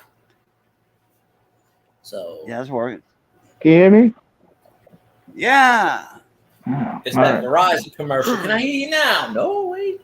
No, we hear you. Blue. So, ¿Cómo se va, Boudreaux and Bill Guy, Raging Cajun? Hollywood Francais. What up? That's the extent. Ça va bien, Mizo. Oh, you should have heard me tonight. I was going off on the Mexicans. I was like, "Do you speak English?" And they looking at me like, I actually walked right up. I was checking out this lady, and she looked at me, and I said, "Ma'am, this is $1 million. Can you afford it?" She looked at me, "Yes." I said, "How can you afford it?" And she looks at me. She don't know what I'm saying. I said, "You hopped aboard it, didn't you?" She's shaking her head. I said, "See, I got you." She had no idea what I was talking about. But you can get him to say anything, right? I mean, I don't know. I was having a good time. I said, you know what? I'm stuck at work. I'm gonna have a good time tonight. I said, who's gonna fire me? I'm in charge. Can't fire myself. No, they said you. I walked in. You're in charge. We're going home. Bye. All right. I said, if I'm in charge, we ain't doing shit tonight. We're gonna sit there. I ain't doing nothing. I mean, I was stuck on the register. Please coucher. Oui. I don't know. I know that. I know what that means, but Place coucher. Oh, something about a place. Soleil coucher. Circus Day. Circus Day Soleil. Yeah, that means the greatest planet circus on Earth. Anoche Ariane. Feliz Navidad. Yeah. Feliz Navidad. Feliz Navidad. I want to wish you a Merry Christmas. Oh, I was on Tiger Jets Tuesday on Twitch, and I do this with Stonies too. And the first song I put in is "Sucking on a Chili Dog," and them people, they're like, "Why are you?" I've been doing that for weeks. They're like, "Why are you playing that in my chat?" I said, "Because your chat loves it." Didn't I send you that video to that parody of Jack and Diane by DJ Rhett? Yeah, that's the one I use in their streams. I type it in on a song request and it pops up, and I'm like, and I use the other one too. And they're like, you got some they're like, salt man, and that's a lot of sucking on the chili cayenne dog. instead of Jack and Diane, salt and cayenne. And then I put the Who Dat Dream on there. Yeah, that's it. Then we rock it. You know, in Tiger Jet stream, I can do that because it's all Saints, you know, so we can do that. And then they got Hey, the 49ers man. people in there, but not 49ers. There's this one person I mess with her. She's cool. I mess with her. Her name's Bama Roll RTR or something like that. I think that's her name. She's a Bama fan, so I always go LSU. Yeah, RTR, roll, tide, roll. Yeah. Well, I don't say those words. That's like the enemy word. I don't say that. Oh, I got you. But that's what she Yeah, that's her name, that's RTR. the most three dirtiest words you can say. Oh, that's a dirty word. Yeah. So I go up in there and I say, "Go Tigers," and she's like, "Go where?" And I said, "All the way to the championship, baby." I said, "What you gonna do this year when Bama goes 0-12? They ain't gonna win the game." Shit. Yeah, Nick Saban ain't there no more. No, they Rebuild got year. some guy. They got some guy from some coach that don't know shit about Bama. And soon as Saban retired, all the Alabama players left. They said, "Screw this shit, we're gone." You had to bring in a whole new crew. I said, y'all better be worried. Bama ain't gonna win 6. Yeah, Tigers are gonna run all over and walk all over them and swim all over them and all that good shit. What's my internet going wonky for right now? Every time I stream, this damn thing goes wonky. It's weird. Internet failure. Come on now. You don't know that. I'm sitting right next to the damn modem. I don't know. I would hear it though. It starts to do that. I can tell it kind of rings around the circle, and I don't know. It's weird. Modem's right here. I'm actually got my hand on it. It's not like at the old place. It's not across the way. It's the only place to have the modem in this house is in this room because it's set up for it. So that's why I got it right next to me. Appreciate you, Southern Coin. Yeah, appreciate that, mate. We gotta. I know I don't have to go back and watch the replay, but I'm gonna check out your replay tomorrow. You know, go see what all that good stuff. But oh yeah, he's got some good videos. He finds some silver every now and then, and he does when he can get a box of $50 every now and then, he'll go through them. Yeah, go through nickels, find some war nickels, buffalo nickels, stuff like that. I haven't seen any. I mean, I've seen the buffalo nickel, the modern buffalo nickel from 15 years, 20 years ago. Not down, yeah, The Lewis, I see those. I seen a Lewis and Clark tonight, but yeah, I haven't. Well, yeah, one of my managers, 2 jobs, so he don't, he don't rely on YouTube for money. He got 2 jobs. One of my managers just happens to be her son is a coin collector, and I'm just like, shit, that's not good for me. Shit. So she went through the change this morning. So she pulled out all the good stuff, and I'm like, damn. I didn't know if her son had a 43 penny steel penny. I said, here, I had one of them in the case. I said, here you go. I don't know if your son's got this. Here you go. So I gave her the 43 to give to her son. But all day long while you're on the register, that's your stuff. She goes through that stuff in the morning, that's hers. What you see in the middle of the day, that's yours. Oh, I got my 10. Well, sometimes we work on the same shift. Well, this week, I'm off tomorrow, but Saturday and Sunday, because I'm still training, I'm the closing manager, which means I'm the one that counts everything. So I got first say on it. So they can't go in there without me because it's on my code. Well, I don't have my code yet, but I went to the bank yesterday to draw a little money out. From my my rent, house note. And I call it rent, but it's my house note.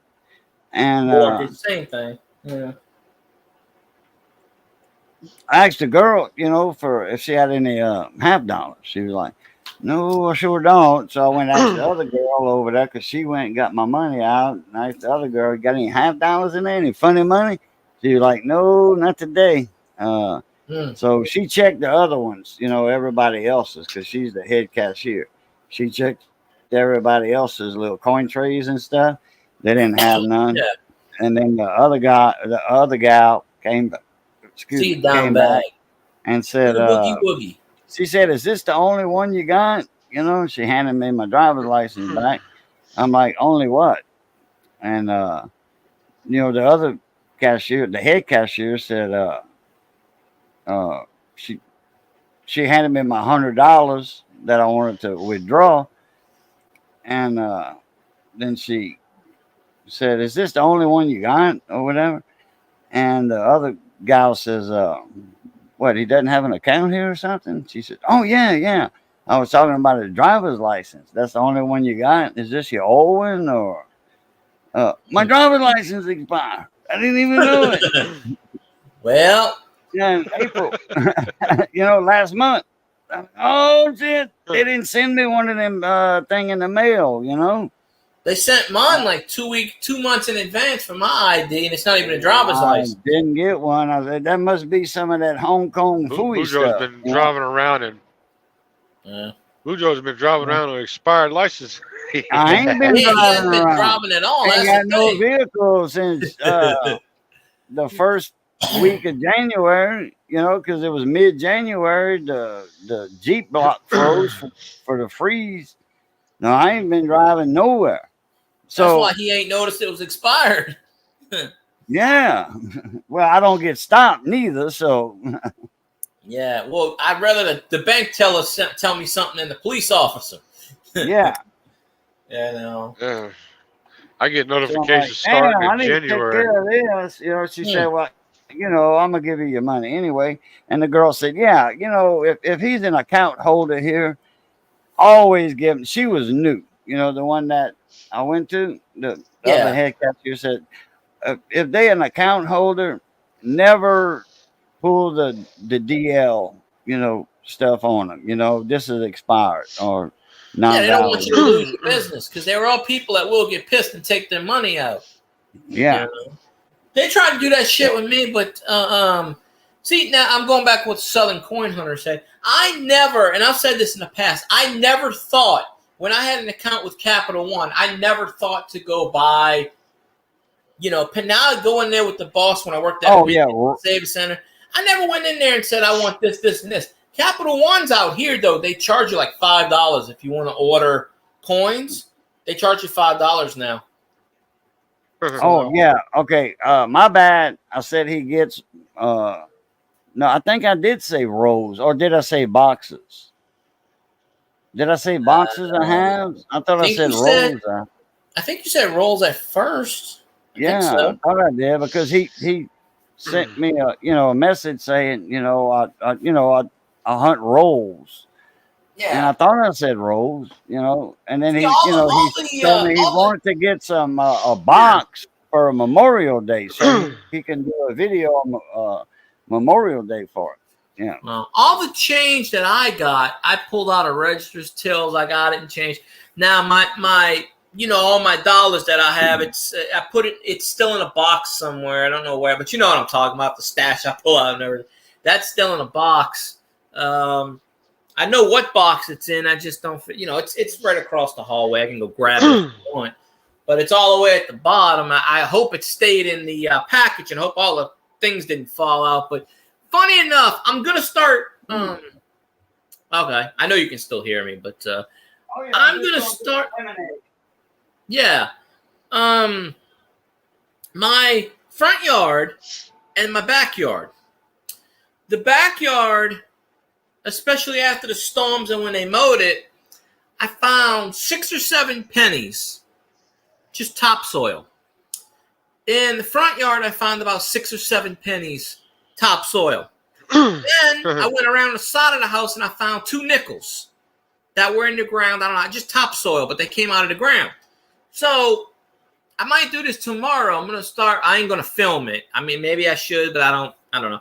So I got my metal detector. I ain't used it in a couple of years. So I'm going to go in the back. And it's not that, the old house, the backyard was pretty big, but I did metal detect that, and there was a lot of metal.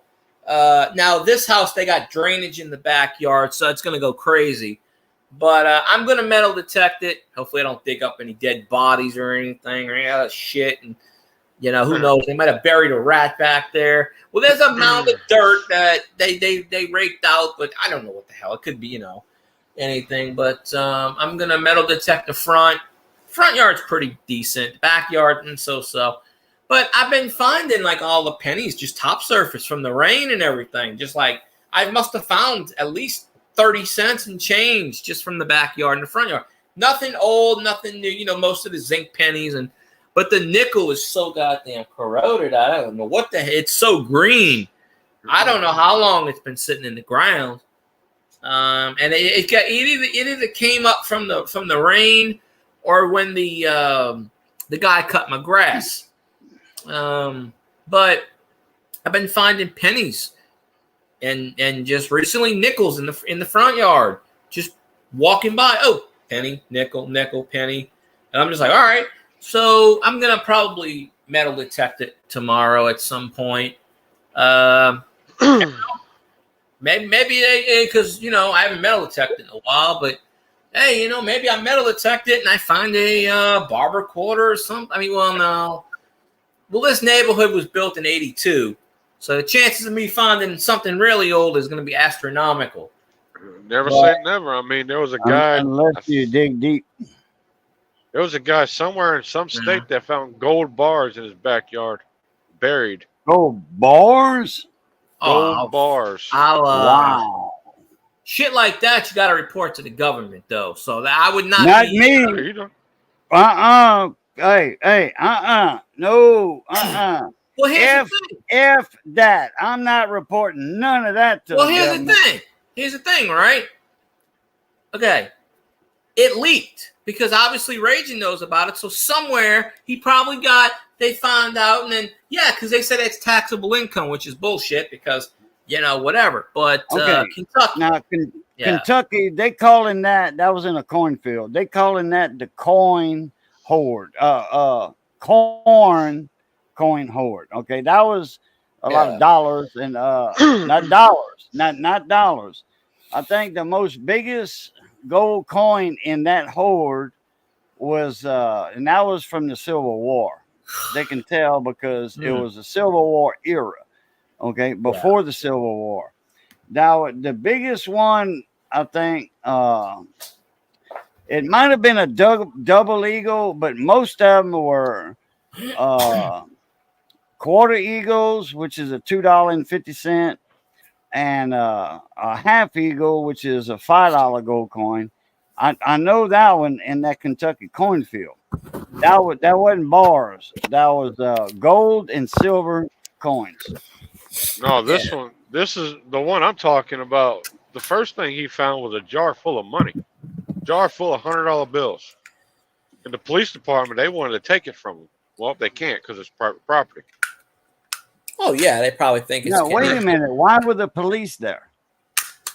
Well, this house was in a questionable neighborhood. I guess he posted online that he found it, and the police department got wind of it, and they went and knocked on his door. And see, that's the thing. Because when you post that stuff online, they're gonna try to take the police department, this one, that one. They probably thought, that's $100 bills in a jar. Well, obviously they're gonna think it's drug related. Obviously, they don't know. They just see that money. Go confiscate it. You can't confiscate it. Oh yeah, they want it. Oh yeah, they do. Yeah. Then they say, we got to wait 30 days or 60 days for somebody to claim it. And then guess what? Then they say, when you go 30 days later, did somebody claim it? Oh yeah, they did. Give me their names. Oh, we can't do that. That's private information. We can't do that. Boo butter. And he got he got the bright idea. He went his yard gold bars. See, if I find gold bars, I'm not reporting it because if you put it out there, it's gonna get out there. The police are gonna try to take it. And then before you know it, Uncle Sam's gonna knock on your door and try to tax you off of that. I would like to know. Wait, I would like to know. Raging, broke up when he was talking about he had a better idea than that. He broke up, and all I heard was, then he found gold bars. Repeat that, Raging. After the coin part. Repeat. Yeah, I didn't hear what much you of that said. either. After Yeah. he found that jar of money, I guess he had a bright Okay. idea to take the metal detector back there. He dug up his freaking yard, and then that's where he found the gold bars. Oh, Goddamn okay. right, I'd dig it up too. Well, there's a lot of Confederacy money out there, from like the 1860s, 1870s, like Jesse James used to, the people like that, they bury the change in the mason jars. And, like Oak Island, and, people think all that shit, but there's still a lot of money out there in the mason jars. Oak Island before the Confederacy, before Civil War. And Well, I know that. I'm outside just saying. Kentucky, like- the Kentucky Yeah. Horde in the cornfield, that was buried pre-Civil War or right at the start of the Civil War, because the farmers would bury their money because the Yankees were coming down and stealing all the farm animals and their money. Yeah. That was available. They checked the sugar jars and all that. Because everybody put their money in a coffee can on the shelf. It's everybody had was shelves. They didn't have cabinets like we got nowadays. Rich people had cabinets. The big plantations, they had cabinets, but not a regular little farmhouse. They had shelves with a coffee can, a sugar can up there, and that's where they put their money at. During the Civil War, when all the Yankees were coming down into the southern states, and Kentucky was one of the southern states at the time, in Tennessee, they buried their money out in the fields. That way they couldn't find their money. And that's how this guy found all this money when he was plowing a field or whatever, Yeah, but I'll tell you this: if I find money, gold bars, anything, I ain't telling a goddamn soul. No, not me. No, You will not see me making videos on YouTube saying, "Holy shit, look what I found in the backyard." You're just asking for trouble. There are people out there that are gonna take it away. My buddy brought me to Super One grocery store yesterday, the supermarket in town. Yeah. He found $44 in the parking lot at Super One. He said, I Ain't looked bad. around. He says, right by my truck. He said, I found $44 when I brought my groceries in. It's He his. said, I looked around. He said, there was nobody there. I waited outside of my truck with the money in my hand like this. I was leaning on my bed, waiting on you to come out. The money was right here. He said, and I was waiting on you. He said, you was in there another 10 minutes. By the time you got out, it was 10 minutes. I was out there. And he said, nobody came back looking for money or whatever. So he said, it's mine. I'm like, You should have said it's yours. Right. You should have said, I dropped that early when I got out the truck. It was on his side. If you're on a gold brick, what much can you do with it except pawn it off or make gold coins out of it? A lot of You shit can with melt gold it. brick. You can gold has a low melting point, and you can break it up in little nuggets or whatever,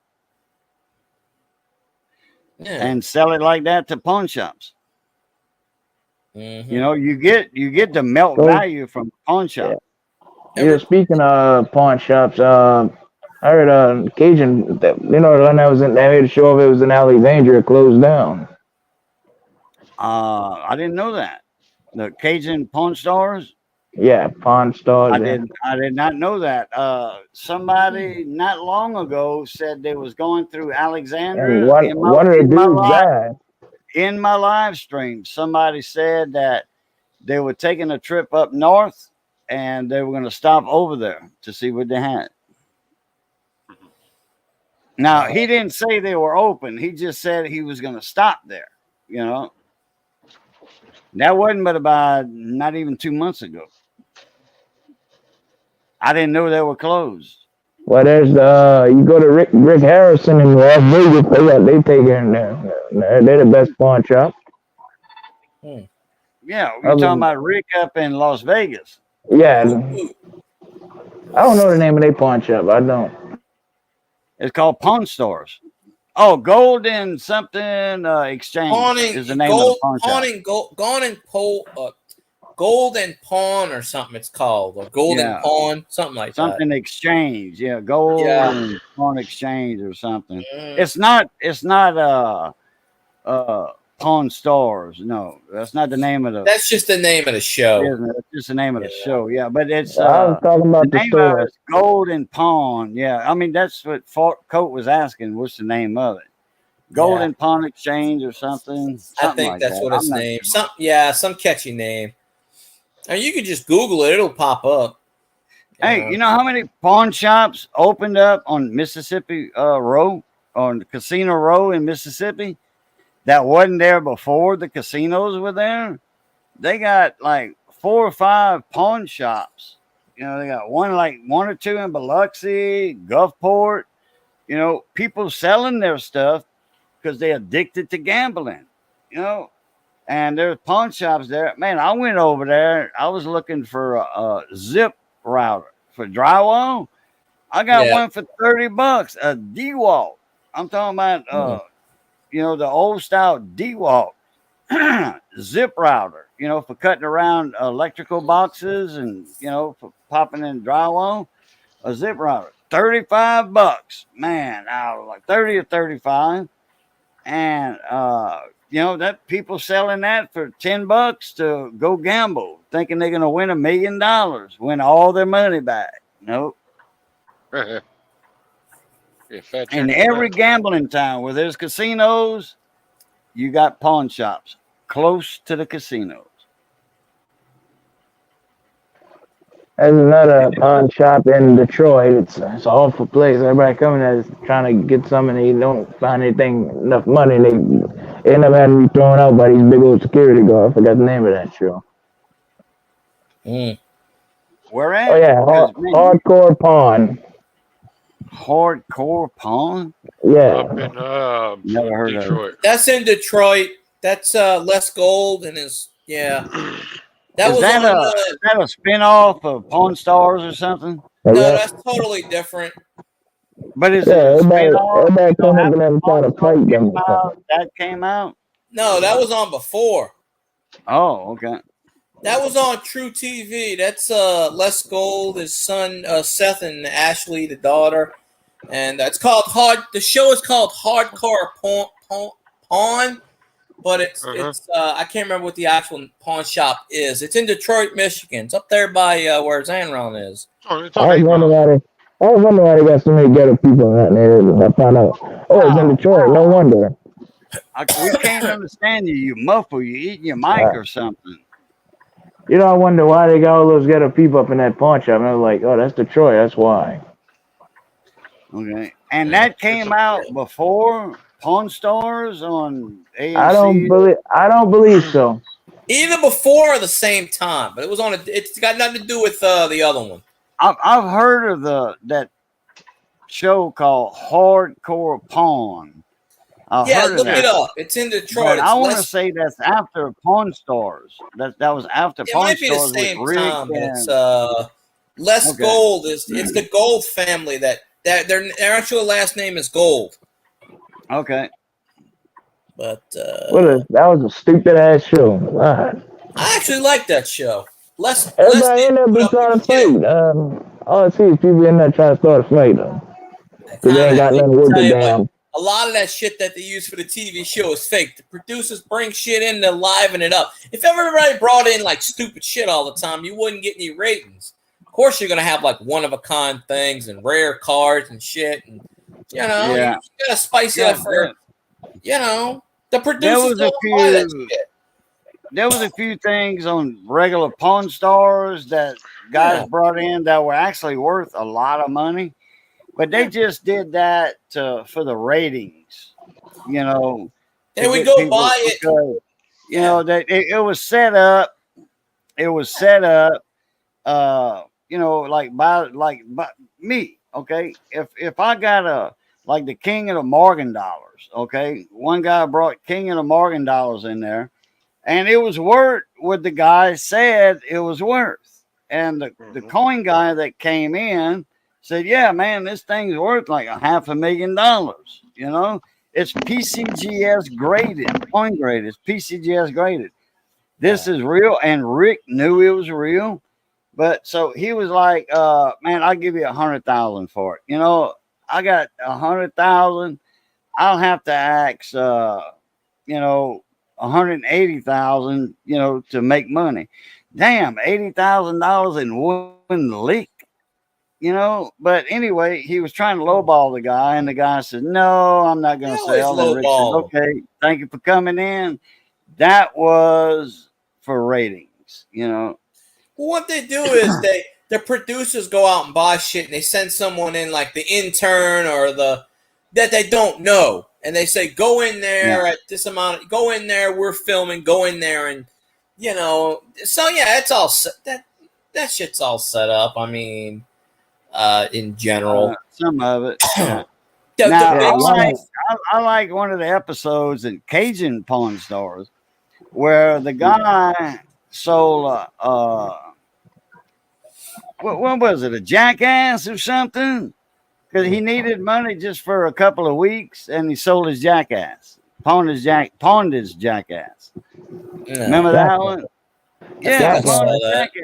Yeah, his jackass. You know, and he would use it, you know, to keep the coyotes away from his calves. Well, if you got calves, you know, bull calves and all that, or young calves and young sheep, you always want a jackass. A male or female, a henny or a jenny. You always want that around because coyotes, that's their worst enemy. And a jackass will kill a coyote in a heartbeat. I ain't never heard that before, eh? What? Jackass, wow. Huh? Yeah, hi, I'm Johnny Knoxville. Welcome to Jackass. Yeah, that's what I'm thinking of every time you say that, huh?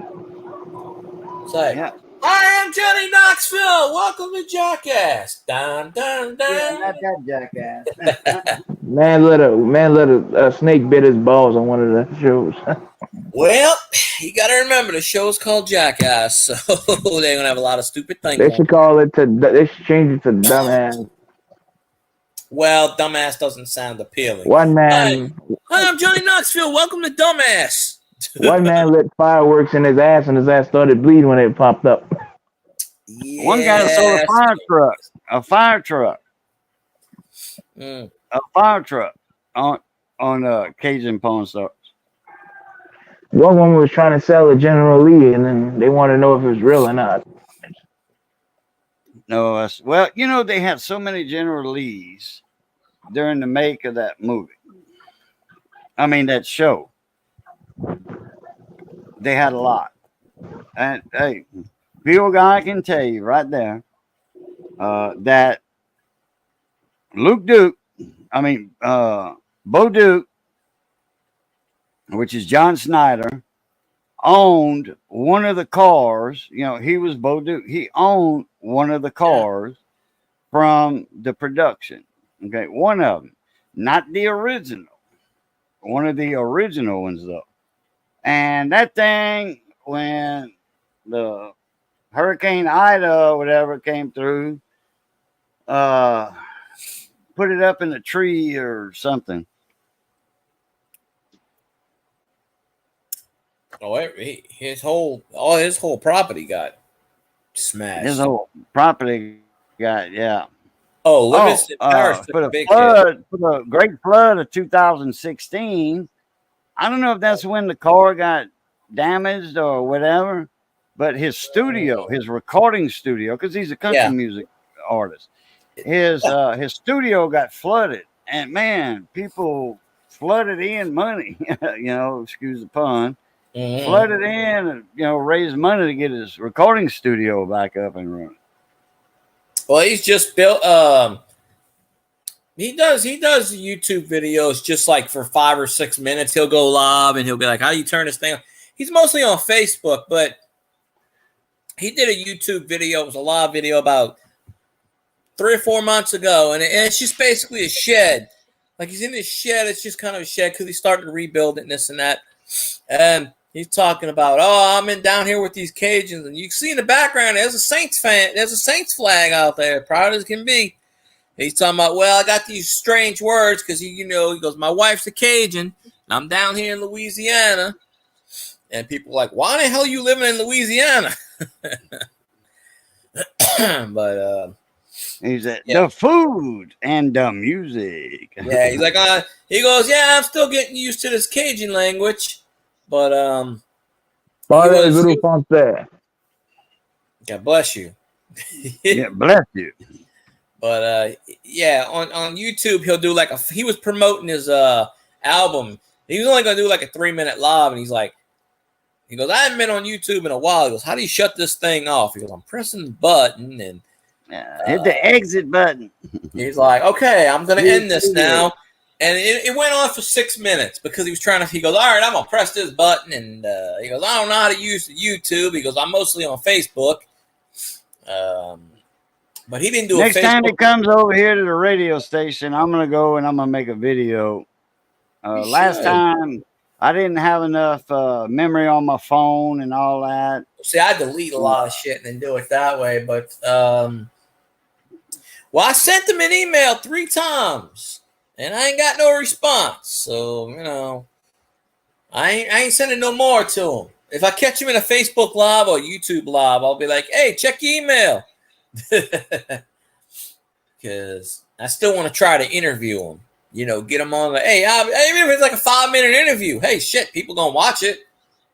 So, get him on the panel and say, look, I got a celebrity, folks, beat that. Shit. I noticed Raging in there anymore. I wonder if Raging went lean off the dock moment. Yeah, he went to go get he went to use the John or something. Probably. He said, I'm getting the hell out of here. Look like he's getting fuel. He might have, I know he stepped out. He might be getting some. Hey, Ranger, we need to get some Snickers. Probably going to get drunk or something. Yeah, I need a Snickers bar, man. My blood sugar's getting low. I need to get out of here and eat or get a little. Good man, try Twix. I ate my last Snickers bar last night. You always gotta have something. I had I had one of them little Snicker bite, little bite size about that long, 2 inches long. I had one, and my blood sugar got a little low, and so I got it. And that was after I ate. I think it was after I ate. I fried some chicken wings last night. Some 24-hour chicken. Mm-hmm. Brine chicken. Soaked that in salt water. Chicken wings or chicken, whatever. Soak it in salt water overnight. You get a tablespoon of salt, a quart of water, and you do that however much you need, to cover the chicken. And you put that in the ice box all night long.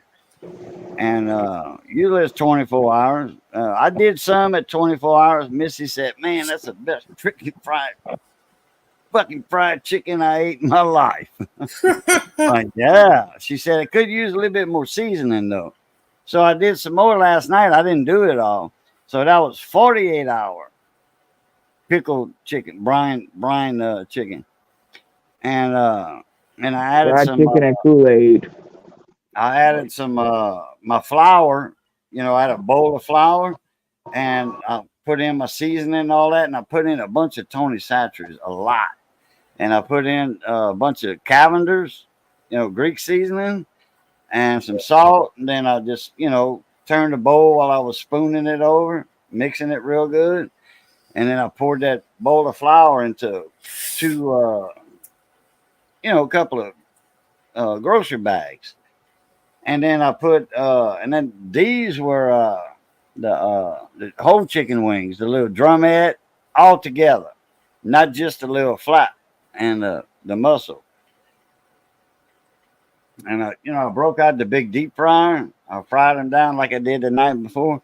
Man, that was some good fried chicken. You don't use no eggs, no milk, no nothing. You just drain the pickle juice off of them, the brine juice off of them in a colander, and then you take them out of that and put them in the flour, and that's it. And then deep fry them 350, 360, 15 minutes. And boy, man, the night before I ate the small wings, without the drumette on them, but these were bigger. The whole drumette and the wing, they were not twice the size, but like off a hen. Man, I tore that up. I bet. Before that, I had to have that Snickers bar because my blood sugar was getting a little low. Eat a Nutty Buddy. I don't have none. How you gonna eat something he don't have?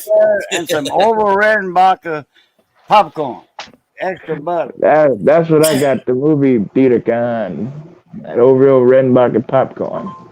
Yeah, I got the extra butter. Yeah. That's microwave popcorn, naturally with extra butter. I like caramel popcorn. Oh yeah, like a fiddle faddle. In 5 minutes. Oh, you forgot to put the nozzle up. Don't More drive like off with the nozzle in the tank. More like Captain. Don't rupture the fuel tank. Reggie will be driving off, and all of a sudden, boom! There goes the gas station. No, that don't happen. Not with diesel. Not even with gas. You can drive off with a thing in your tank, pop off the nozzle. It's not gonna blow up. Yeah. It's all stainless steel, no sparks. Well, no, if you pull in something, eventually something will break. But yeah, oh yeah, it'll break off. That's for sure. A matter of time. And then gas will probably spurt out, and then it'll automatically shut off the instant it does that. Yeah. Oh, that stuff's smart. It's too smart. Actually, because they got a lot of electronics in that panel, where you hit your credit card and all that, and it shows the price. All of that smart technology. But they got MOSFETs and diodes and stuff in there. And if one of them diodes pop, it makes a spark. If it blows, it makes a spark. And sparks and gas fumes do not get along. No. Oh, I've seen videos where they're pumping gas and somebody's sitting in the front seat or back seat and they get up and the friction, like a static electricity and stuff catches on fire. Electrostatic electricity, yeah, but I've seen that happen. I've seen it happen right in front of me once. Somebody was pumping gas. They went to sit down. They got off for a second. Next thing you hear, boom! Holy shit! Yeah, static. It happens, yeah. I mean, that's them fumes. It's not the liquid. It's the fumes that get you. Just like a fart. A silent but deadly fart. Yep. There's no liquid involved in it. Okay. There's no liquid involved in that fart. It's the fumes. And then if you're sitting with somebody in a car and you're driving down the road and you just ate some runny eggs, dipped with your bread dipped in there, toast dipped in the runny eggs, and some bacon or sausage, and all of a sudden, 30 minutes later, you riding with somebody and you got to cut out one of them greasy farts. Yeah. The liquid don't get the fumes get you. It's just the spark and the oxygen and it's combustible elements. The fumes get you. Yeah. It's an aroma that just rises up from the seat and then comes around. Has a sulfur.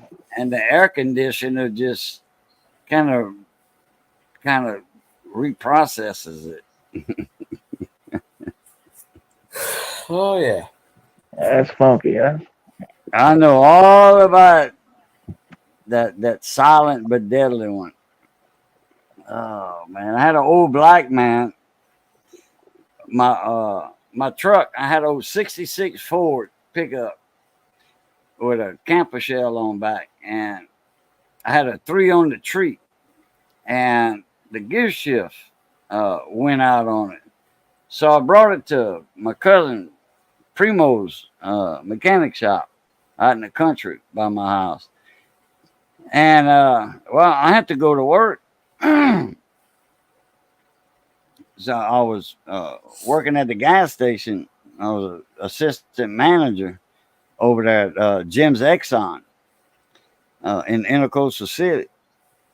And I had ate a good breakfast, and oh man, we were about a little more than halfway there. We were around Big Woods, Mouton Cove.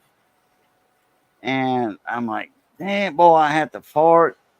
So I just kind of let it out easy. And it was in the wintertime. All the windows were rolled up. He had an old 68, I think it was like a Buick or something. And he had them little vent windows. Had a little knob you did like this. Like instead of rolling up the main window, you had the little vent windows and that little knob on that one that you turn. And man, I let out that fart. Man, it stunk. I'm like, oh my God. I mean, it was bad too. And that old black man, his name was Zip Landry. Take off my glasses. And he's driving like that. He paid attention to the road. He's driving. All of a sudden, his eyes got. And he looked at me like that. He said, "You smell that?" And man, when his eyes got that big around, and he said, "You smell that?" He said, "I think I hit a polecat." Your skunk. And I started laughing. I mean, I couldn't help it. I was rolling laughing. He said, "You farted in my car. You farted in my car." And he opened up that little vent window, and all he was doing was circulating the fart. Like, oh, man. So I rolled down my window, and when we got to the gas station, Jim got there early. And because he didn't know if I was going to show up on time for me to open up. I rolled out the car laughing. And he was like, "What the hell happened?" "That little son bitch farted in my car." Well, Oh, what did you have to eat, Budro? Damn. Jim started laughing. And Zip, the old black man, drove off. And he went to the farm in the back to take care of the cows. And "What's up, Mike Badger? What's happening, mon ami?" I tried calling you a couple times, man, and texting you. So Jim, the owner of the station, he was laughing. Man, I was rolling. We laughed for 30 minutes. He said, "You actually farted in that man's car?" I said, "Yeah, I sure did." He said, "You know he ain't gonna pick you up to go home. You just screwed yourself out of a ride." I'm like, "Oh yeah, he's gonna pick me up." When he got through with the cattle at 5:00 or 15 to 5, that old Buick he had just kind of, I could see him coming. I said, "There's my ride. I gotta go." I went outside with my lunch pail and my coffee thermos and all, and he hit the stop. He didn't even stop all the way at the stop sign on that side road coming out of Zapata. And he hit the highway and he kept on going. He didn't pull into the gas station. He said, "I told you I wasn't going to bring you home." I said, "Oh, man." So Jim said, "Go ahead and close up." And he said, "I'll run you home." But he said, "It's the only time I'm going to run you home." I'm like, "All right." Damn, what'd you have to eat, Budro? That was a bad fart, man. That was a bad one. Mike Badger, what's going on? Badger? That was the Cajun. That was the Cajun funk fought. Yeah. You gonna ask that man what he ate? I don't know if he's gonna remember what he ate, but he's gonna remember not to do it again. Man, he thought he actually ran over a polecat, a skunk. He thought he actually, he thought he ran over a skunk. It wasn't a skunk smell though. That was his ass smell. It was an egg fart, a runny egg, soft eggs, like over easy but over light, runny. You dip your bread in and all. Yeah, it wasn't scrambled egg. If it had been scrambled eggs I ate that morning, I probably wouldn't have cut it. Man, yeah, that and bacon. Oh, yeah, that makes a greasy fart. It was a silent but deadly one. And that thing stunk. I mean, the old man's eyes, he's driving and he's like, you smell that? Like, yes. And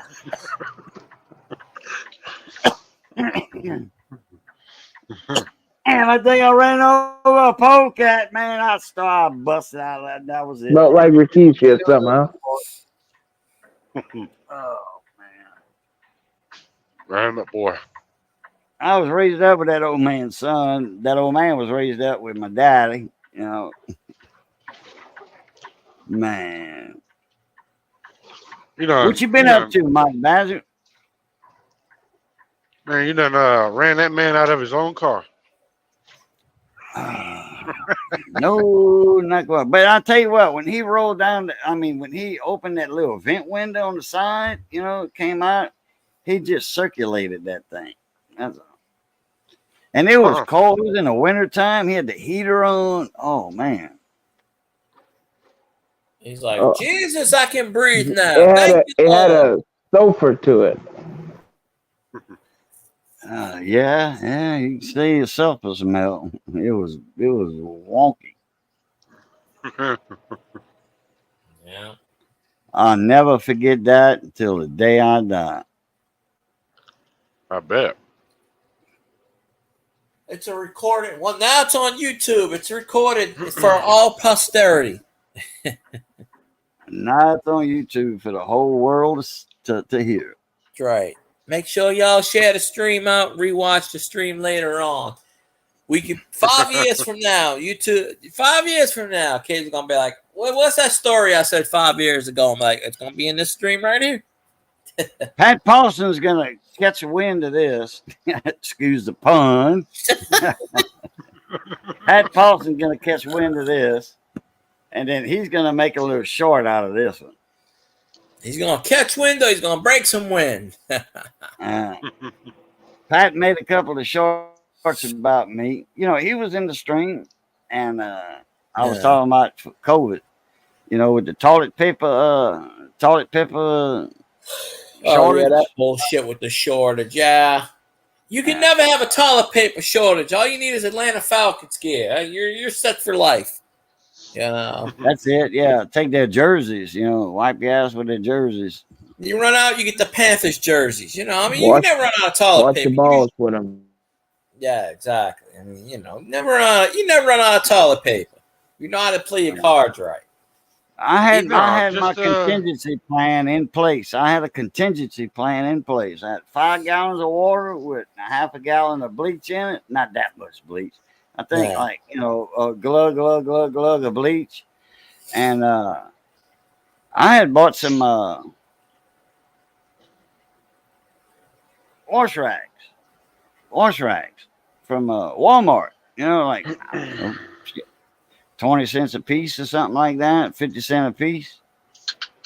And I would wet them. And I wouldn't use toilet paper. I was conserving it. I was folding that in half, wiping with that, fold it, wipe it. It was clean, throw it in that 5-gallon bucket of bleach water, put outside on my back steps, and then take a plunger, plunge all that, fill it up with fresh water, some more bleach, plunge it up, empty that, then throw the wash rags in the washing machine and wash it. Yeah. I didn't have to worry about toilet paper, babe. Not me. No, we don't use Saints jerseys as toilet paper. That's hollow ground there. No, Saints fact. jerseys, we frame them and we put them on the wall. It's kind of like that movie Tremors Part 2 when Earl eats the toilet paper out the MRE. Tremors Part 2 sucked. The first one was the only good one. And he busts out, yeah, this stuff tastes like toilet paper. Earl, that is the toilet paper. All right, Mike. Not a problem. I gotta go heat up my crawfish etouffee. I'm getting hungry. Lucky. And this crawfish etouffee moment is brought to you by Grumpy Stack Tires. Hi, friends. Do you need tires? Do you know anybody that's got tires? Are you too lazy to put on your tires? Well, you know, Grumpy Stack Tires and Auto, he's open 24 hours, 7 days a week, 365 years in a day. You know, you call his house up at 4:22 in the morning, he'll get his ass up and put a tire on your vehicle today. It may be pretty damn expensive, but hey, you're waking that man out of bed. So go shop Grumpy Stack Tires, the only place where you can get some cheap tires for a lot of money. Oh. He's got one location right now, but pretty soon in the future, millions of locations franchised around the world. Possibly in the backyard. Coming soon, new locations. Cajun's backyard. Which one? Pick one. In New Orleans. Yeah, we'll get the franchise out this way. Thibodeau. $500 franchise fee. You could have your own Grumpy's Tires and Auto. That's what the Facebook's called. He made another Facebook page. It's called Grumpy's Tire and Auto. So if you got an auto and you got a tire, you'll have Grumpy. I don't know that word. I gotta get some of that Bayou food. Oh yeah, Bidenomics means you don't retire; you just die slowly. But I don't know that word, retire. I probably will never be able to retire unless I meet a rich sugar mama or somebody dies and puts me in their will. Probably the latter. You ain't getting a rich sugar mama. Hey, they got them out there. I just got to find one that's attractive and let me do me for me. Find one that's actually attractive to you. Well, you know, they're out there somewhere. Somewhere over the rainbow, they are out there. Yeah, Judy Garland. Yep. Well, she was out there. Oh, they are showing the Chili's Wendy's finger. I don't know what this is I'm watching. It's something on Story TV, but they are showing America's Book of Secrets. And I guess they're closing Chili's restaurants down. I worked at Wendy's when they had that finger in the chili. Don Bag is back, shaking his booty all over the Canadian landscape, singing his greatest hits. Number one on the countdown is Eagle Eye Cherry Save Tonight, folks. That person's going to be selling replay too. No, you got the radio get your mouth face. away from that microphone. You got the radio face. Man, I was loud and unclear. Was it? How it sounds now. Yeah, it was. I don't even know what you said. Sounded like you was doing. Yeah, man, go ahead. Yeah, go ahead. Breaker 19. Breaker 19, maybe ain't crazy. Smokey and the Bandit. Nah, I'm doing Dukes of Hazzard. I'm doing the Smoking the Bandit. Breaker 19, maybe done, but I ain't crazy. 10-4, eastbound and down. Yep. Got your ears on, folks? Got your ears on? Well, if you got your ears on, you can't hear what I'm saying. Breaker 19. Oh, crap. Now check on my crawfish. He's going to check on his crawfish. I thought he said he's sitting on his crawfish. That'd be interesting. That'd be pretty interesting, sitting on a crawfish. Boudreaux is a Cajun. They put crawfish in their tubs, for God's sake. Well, yeah, they could. Sucking on a crawfish head. Sucking on a crawfish head. Hey, Phil guy. Yeah. Can you believe Boudreaux thinks I'm more Cajun than he is? I don't know what Boudreaux thinks. There's only one man who knows that theory. He said my accent sound more Cajun than his. Well, it may be true. I'm sure it is. If I heard him say that, so I guarantee. Can't guarantee it. I got I am wrong. myself. I sound like a black guy. Which black guy you sound like? Yeah, like Red Fox. Ya big dummy. I cursed my father time. Yeah, I'm sorry. I cannot talk like Red Fox. I don't have I don't have the voice trait for that. No. Yeah, you could do Charlton Heston. Probably. I could do a lot of voices, but I don't know if the rough ones are kind of hard to do. You're Rodney Dangerfield. What a crowd. I'll tell you, I got no respect at all. Wow, last week, this I'm my not wife, going for the whole thing. my wife baby joined the bridge club. I jumped off next Tuesday. What a crowd! What a crowd! All you gotta do is watch the Miller Lite commercials from the 70s and 80s with Rodney in it. You got no respect at all. Have you ever heard of Rapping Rodney? Yes, I have. I have watched it. No respect. No Rapping Rodney. Yeah, Rapping Rodney. Rapping Rodney. Yes. I am well versed in the classics. Woodrow's the oldest one here. He knows about it. Yeah. The crawfish might have still been alive. Telling you, they pulled Cajun under. No, there he is. I was going to say. He went to check on the crawfish. These bastards aren't dead. They're still moving. Light them up. Let's go. The almighty Cajun is back. Yeah. Imagine if you go to eat the crawfish etouffee and the damn thing is still moving. You bastard, die! Diggy, diggy, lie, diggy, diggy, low. Yep. Womp, womp, womp, womp, womp.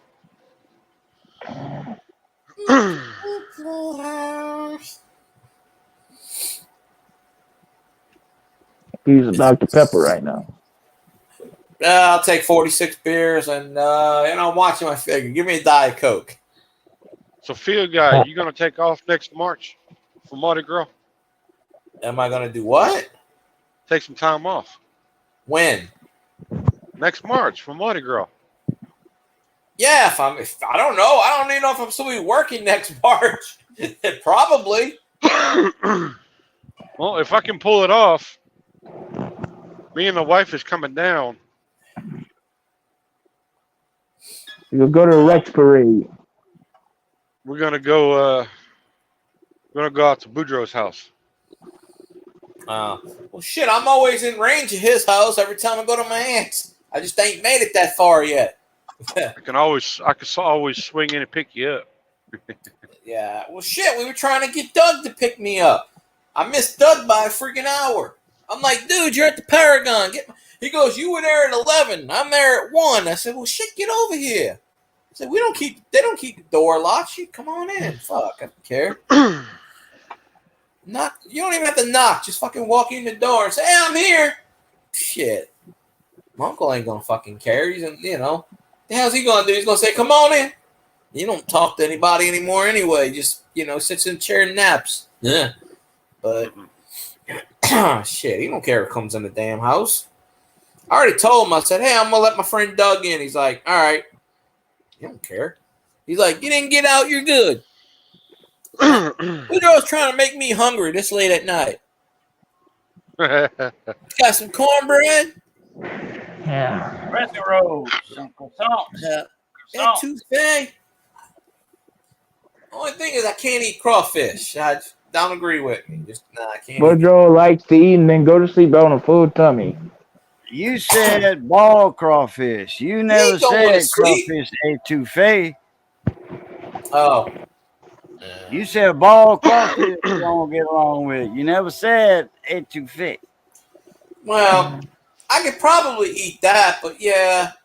Well, crawfish in general, I got like a allergy to it, so I really can't eat. I mean, I guess I could if it was in like small doses. I don't think it would do anything, but I don't know. Crawfish in general, I can't be near. I'll be up chucking before I even get to it.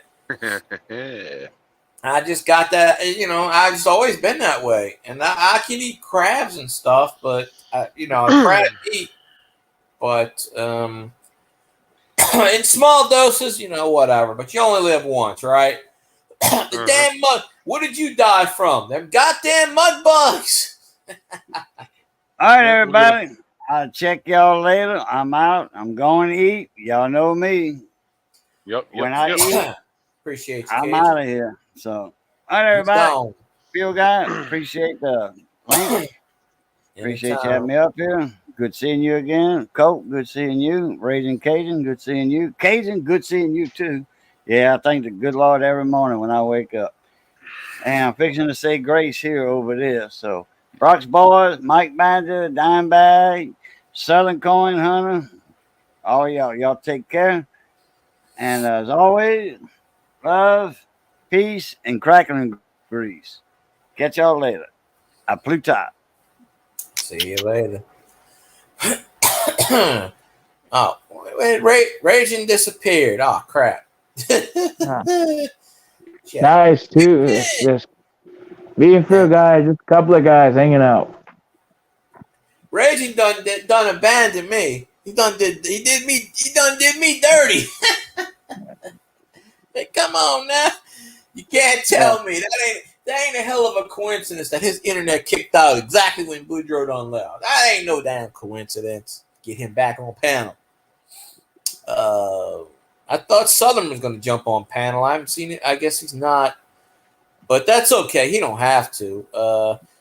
I was trying to get the ladies on the panel, but hey, one of them's out of town for about another month, so I've been trying to get her back on my panel.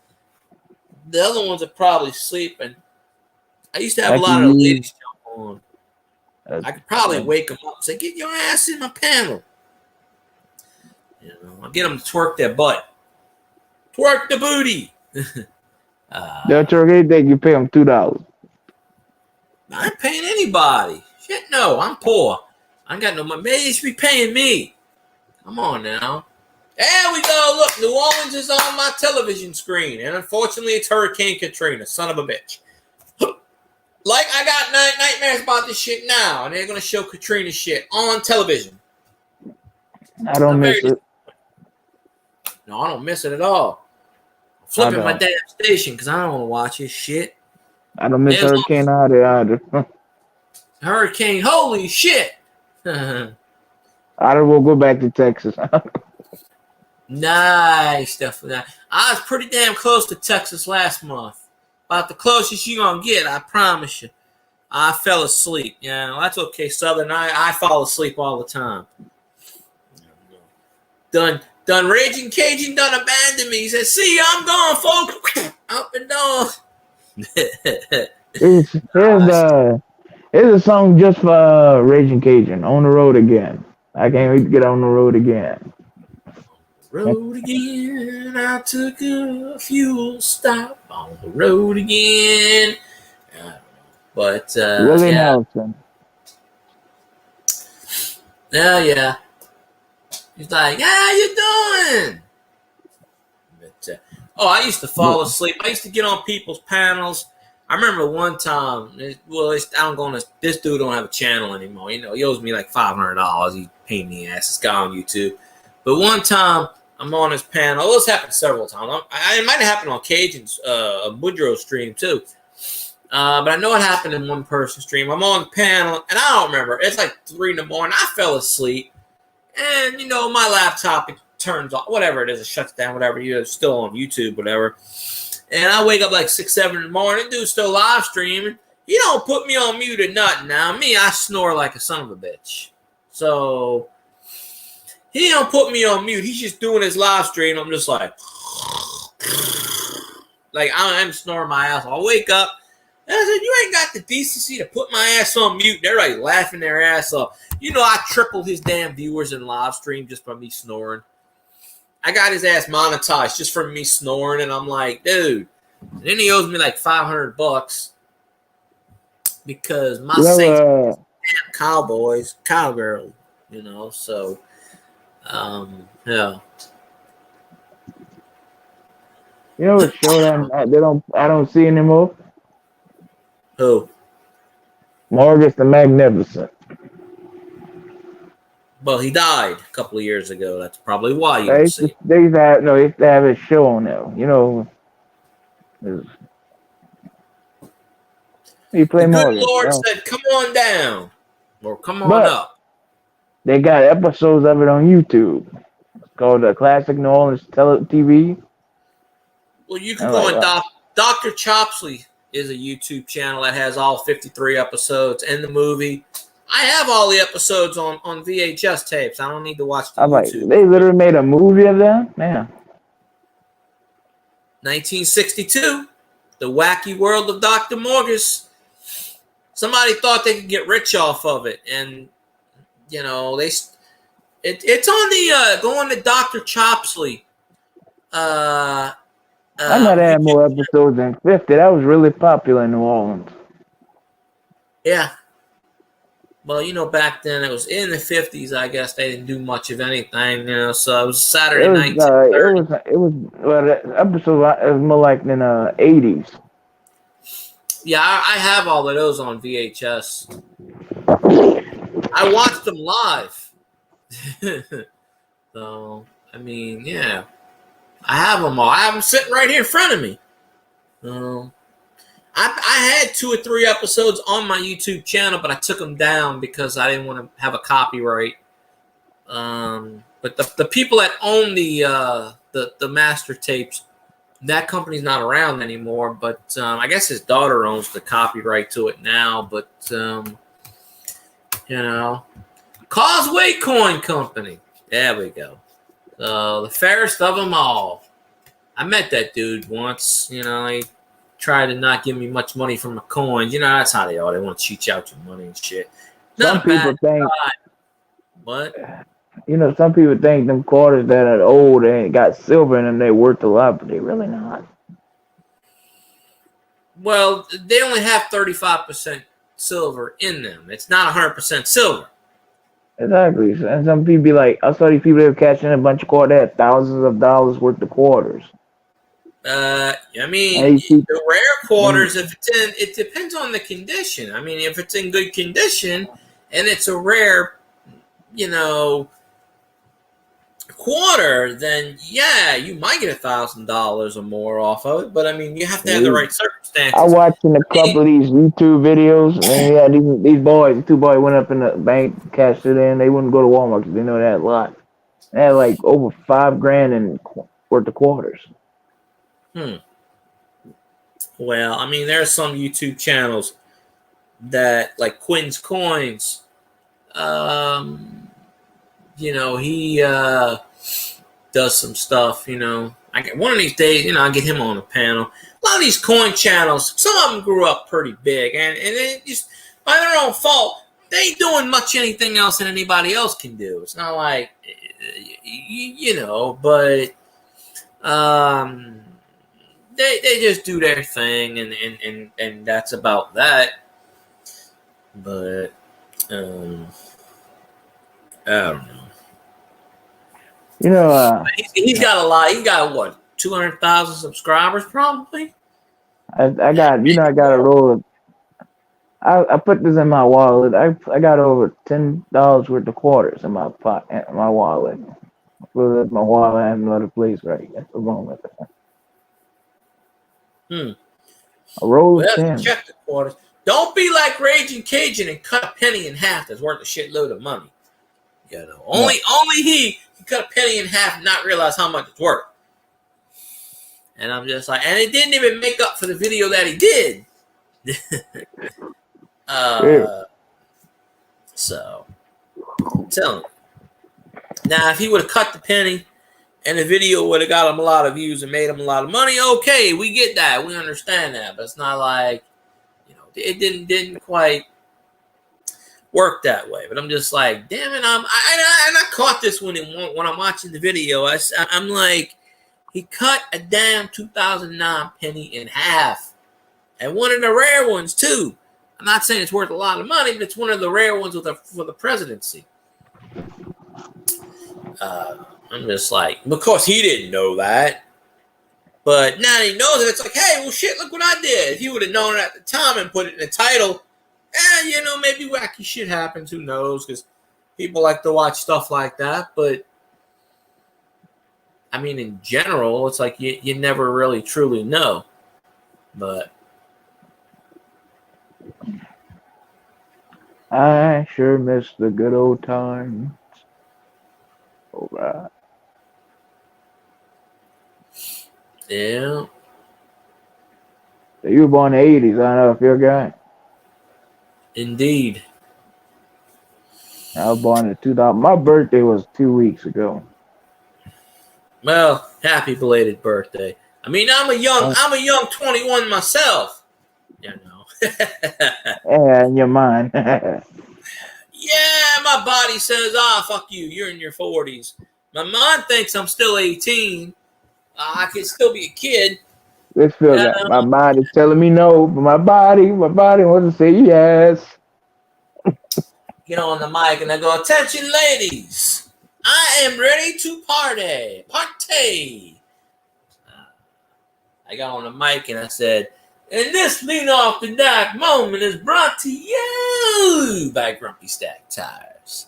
And you know, one of these days we gotta get Grumpy Stack in here, and you know he's sleeping, and I wake him up. I got his phone number. I'm like, hey, Grumpy Stack, get your butt in here. Come on now, pay me my ad revenue. You know, I done promoted your shop about 42 million times. I can't help it that nobody's actually buying the damn. See, somebody actually needs to buy the damn tires so I can say, look, I actually got you a sale. You know, I mean, Boudreaux actually went and I can't say nobody did. Boudreaux went and went to the shop a couple times and spent some money. You know, and I can, but no, it's all good, Southern. Yeah, how I run the panel. Well, it's past Friday. I stream on Thursdays and Fridays generally. So tonight, I'll go live around 7-8 o'clock. How I normally do it, Southerners, I don't put the link in the chat. I send it to Boudreaux, and I trust him. He sends it out to the people I know. You know, so that's how I do it. So yeah, he can send you a link. All Louisiana people are welcome on the chat. You know, I follow. So I did follow your channel. I'm gonna go leave a comment after I do this live stream. I'm falling asleep myself. I'm probably not gonna be on too much longer. Only because I didn't really get that much sleep last night. I got some videos I got to do. I might do one in the morning. I just got some videos. But, yeah, I'm going to do a live stream tonight about 7:30 Central Time. We're in the same time. We're in the same state. So, I don't know why I'm saying Central. About 7:30-ish. Tonight, it went a little – I didn't get off till 9:30. I didn't get home till 10. I didn't realize Boudreaux was still streaming at the time. I didn't check. Usually I check. I figure he comes on at 7. He's off by 9. So he probably started at 8, went to 10. I didn't realize that. And, Elvis said this and that and whatever. Minnesota Miracle, my ass. Yeah. So, but yeah, you're welcome, on the chat. I'm trying to get the ladies on the chat too. One of them, Miss Carly's in San Diego right now, living it up. So I didn't want to bother her. Not that I bother her, but maybe I could have got her on the beach. I'll get Steph on here one of these days. We'll get all the ladies. There was a time about 3 Treasure or 4 Woman? years ago. Huh? Well, you gonna get Treasure Woman too? If it break, well, Treasure Woman's never been on my panel. I don't think.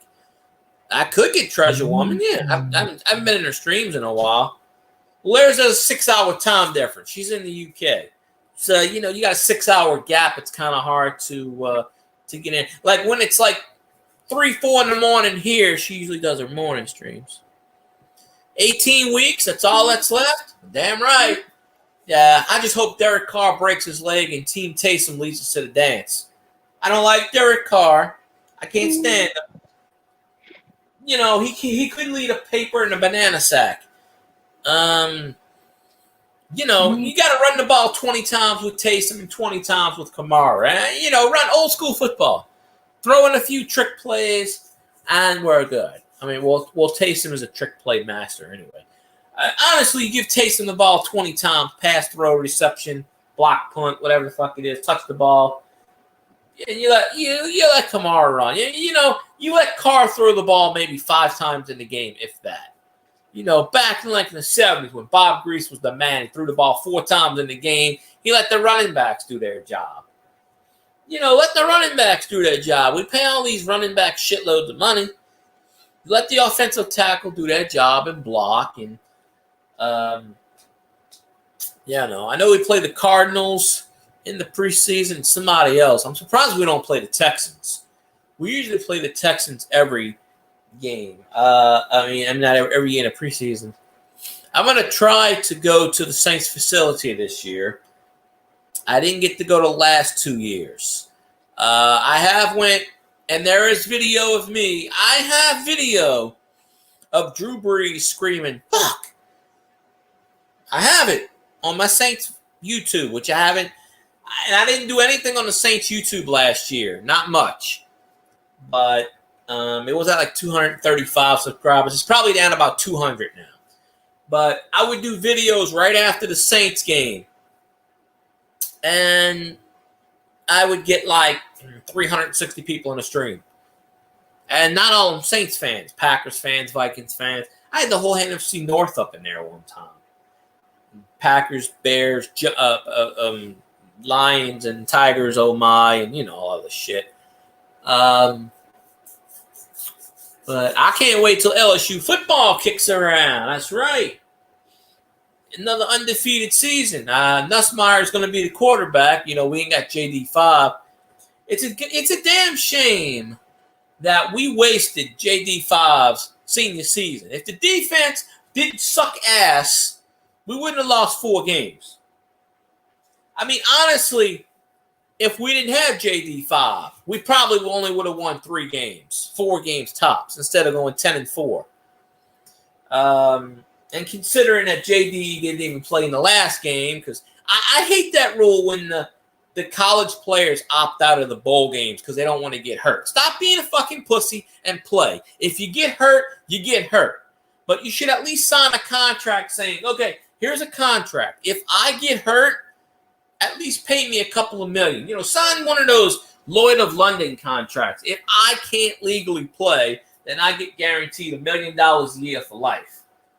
That's fair. These college athletes pussify themselves. They get out of it, whatever. Good job, Brock's boys. Appreciate you being home. And you're invited on the panel one of these days, too, whenever you get, but, yeah. I was waiting for Raging Cajun made his long-awaited escape. I think he was waiting until Boudreaux left, or he jumped on her. I don't know. But I still got Coach. Huh? The coach still here. Okay, well, I'll take a Coke. I'll take a beer, please. Beer and Coke. Coach still beer. here. Coke 49ers. Coke 45, the greatest goddamn malt liquor in the world. I'm Billy D. Colt 49, the most hardcore motherfucker ever lived. That smoked cigars. Colt 49, that crazy son of a bitch that smokes them cigars and says, "How you doing, folks?" I ain't crazy son of a bitch, but I'm a handsome, lucky son of a bitch. Well, that too. Hey, there ain't nothing wrong with being called crazy son of a bitch, because you know what? Crazy means good. Crazy fun. But yeah, you take it how you want it. Make your catchphrase, you know. Shit, every day somebody calls me an asshole, and I go, "Thanks," and they look at me like, "What the fuck?" I said, "Everybody's an asshole. It just depends on your definition of an asshole. Are you a good asshole? You're a bad asshole. There you go. I mean, you think about it.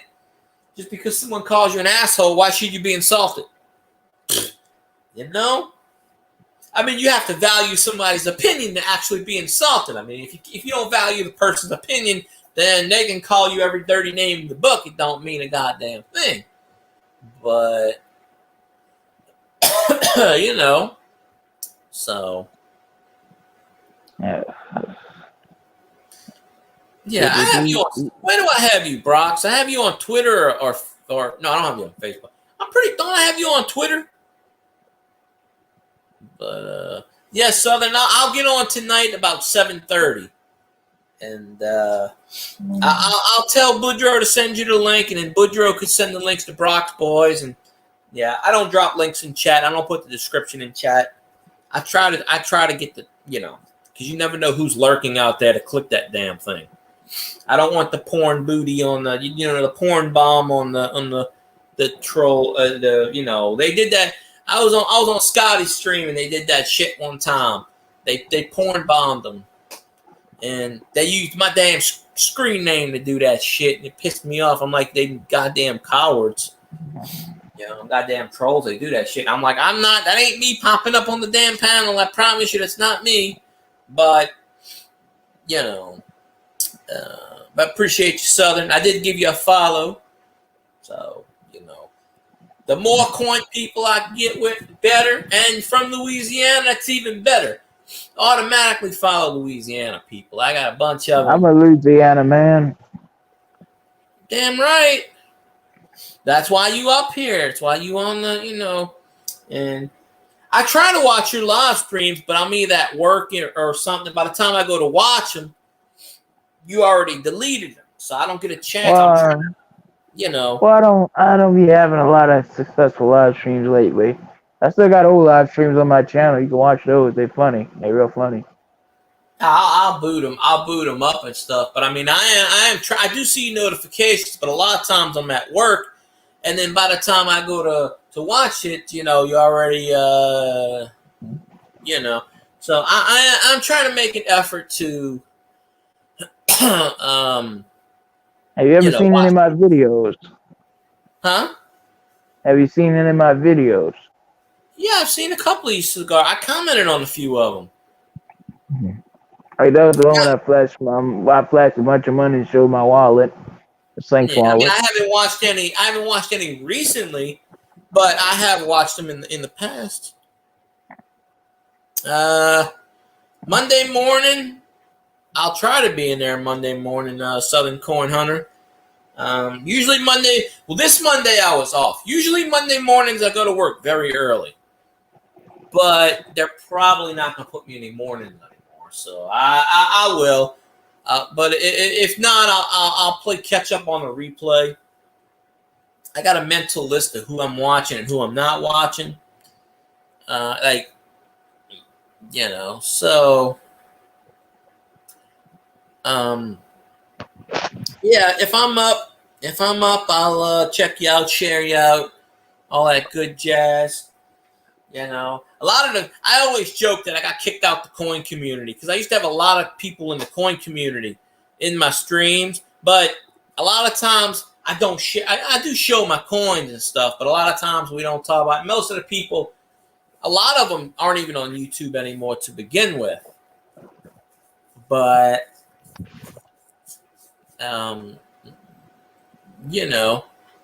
So, but it's always good to have new people on YouTube that I haven't met, especially through Boudreaux and stuff. And that's how I met Boudreaux, through the YouTube coin community, but it's always a joke. And you know, I got kicked out. I saw him from the channel. Huh? I saw him from a channel called the Redneck Connection. Yeah, I think you mentioned that before. Well, I don't know all That's of them. funny. Coon asses and rednecks, when they don't get along very much. That's what's surprising to see him there. Well, you never know. They get along when they have to. But I mean, What's the difference between a Cajun and a redneck? 1,000 miles. 1,000 miles. Yeah. It's some crazy coon ass shit. I called somebody at work that the other day. I said, "You crazy coon ass," and they didn't know what the hell I meant. I'm like, "You don't know what the hell that means?" I said, "Well, you ain't obviously from Louisiana. If I got to explain to you what the hell crazy coon ass is, I might as well call you a dumb motherfucker and see if it works out the same." You know, when it comes down to New Orleans, the French Quarter is the guy is packed with place, but Algiers Point is a dead ass fucking place. Yeah. Nah, well, you see, I'm waiting until Cantrell gets the hell out of office before I go to New Orleans. Oh, you left New Orleans? What? You left New Orleans? I never actually physically lived in New Orleans. I lived near it, but I've never actually lived in it. You know. I'm sorry. I grew up I grew up literally right on the Mississippi River, right next to New Orleans. I mean, by the boat, you know. You from Slidell somewhere? Huh? You from Slidell somewhere? Yeah. I'm out here now, but I mean, like, I grew up in Chalmette, which is right on the damn river. So Night Ward. you go to the Chalmette battlefield, you go on the Mississippi River, and then you're less than 5 minutes away from New Orleans. So I mean, I grew up literally right there, right next to New Orleans. You know, the only thing I kind of didn't meet is like I never got to meet Fats Domino, even though I lived like 10 miles from him, if that. Because I went down the street all the time, so I kind of knew what street he lived on. I forgot what the name of the street was. Now it's called Fat Domino's Drive or Avenue or something. But back then it was called another street. And, you know, just lived on the side. You go down the street and boom, this house, plain as day. I mean, now it's a museum. But, you know, you never know who you're going to meet. Or who's He had a big house before that Hurricane Katrina. I don't know what. I think the flooding destroyed it. No, his house didn't really it got flooded. It didn't get. The Ninth Ward got hit pretty bad because of the Industrial Canal, but they just gutted it out and redid it and everything. But They built him a new house behind it, and that's it. no, I don't think they built a new house behind it. I think they re-gutted it. The yellow and gold house. That's when that's when they built him another house. But the house in front of that big old white house with the fence. That was just rebuilt it. I mean, but well, yeah, they probably just rebuilt it or re-gutted it. I don't know if they tore it down or rebuilt on top. They might have. It's like a compound or something. It was on a corner. Yeah, if you go and watch the show, okay, if you watch Treme, okay, if you go watch the HBO show Treme, it's on YouTube. Look it up. Type Fats Domino Treme. That was, if I remember right, I want to say that was 2004. That was before Katrina. And they go up to his house and they knock on the door, and because he lived in an actual. I didn't notice back in the day. You can actually go. People would go knock on it. They wouldn't bother him too much, but you can actually go knock on the door. He would answer the door and invite people in. And I, going through New Orleans, because you had to go through the main. See, I broke down one time in the ghetto, in New Orleans, like in the ghetto. I'm talking like outside New Orleans, in the ghetto. like 3 o'clock in the morning, broke down, like literally. You're in the ghetto. You're like, holy shit, they're gonna get you and stuff. You get drug deals on one side and all this other shit. You go through. No, you don't go through the 7th ward. You go through the 9th ward. You go over the bridge where the industrial canal is. See, that's what took out St. Bernard and the 9th ward. It's Katrina went up the Mr. Go, which is not around anymore, the Mississippi River Gulf outlet. They would plow the sediment out because, sediment builds up over time. Well, it was a shipping lane. It would lead you right out to the Gulf of Mexico. But even going through the Mr. Go, you still have to get to the Gulf of Mexico about 6 hours. You go through the marsh and whatnot. Well, it went up to Mr. Go and up the levee, and it breached the levees at the industrial canal. That's what flooded the 9th Ward, St. Bernard. It wasn't necessarily the storm. It was the storm surge that pushed over the levees and broke them. Because the levees were always weak. I mean, they didn't have a storm like since Betsy, the late 60s. So from late 60s, when I was growing up down there, we didn't have no goddamn, 30, 40-something years, you get into a false, like a lull sense of security. The damn storms. And then, honestly, I'll tell you this, though. If I didn't move, I moved about 8 years before Katrina for reasons that I didn't want to move and shit, family shit, whatever the fuck it was. But honestly, if that shit didn't happen, I would have still been living there. Who knows? I mean, we probably would have evacuated. But back then, they didn't evacuate because we would evacuate, nothing happened. So it's false sense of security.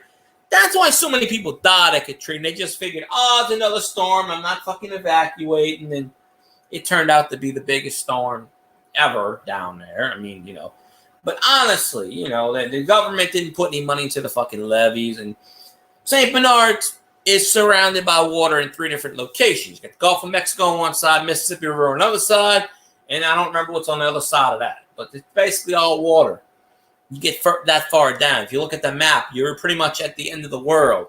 In fact, the fishing pier that Blackie Campo owned is the end of the world.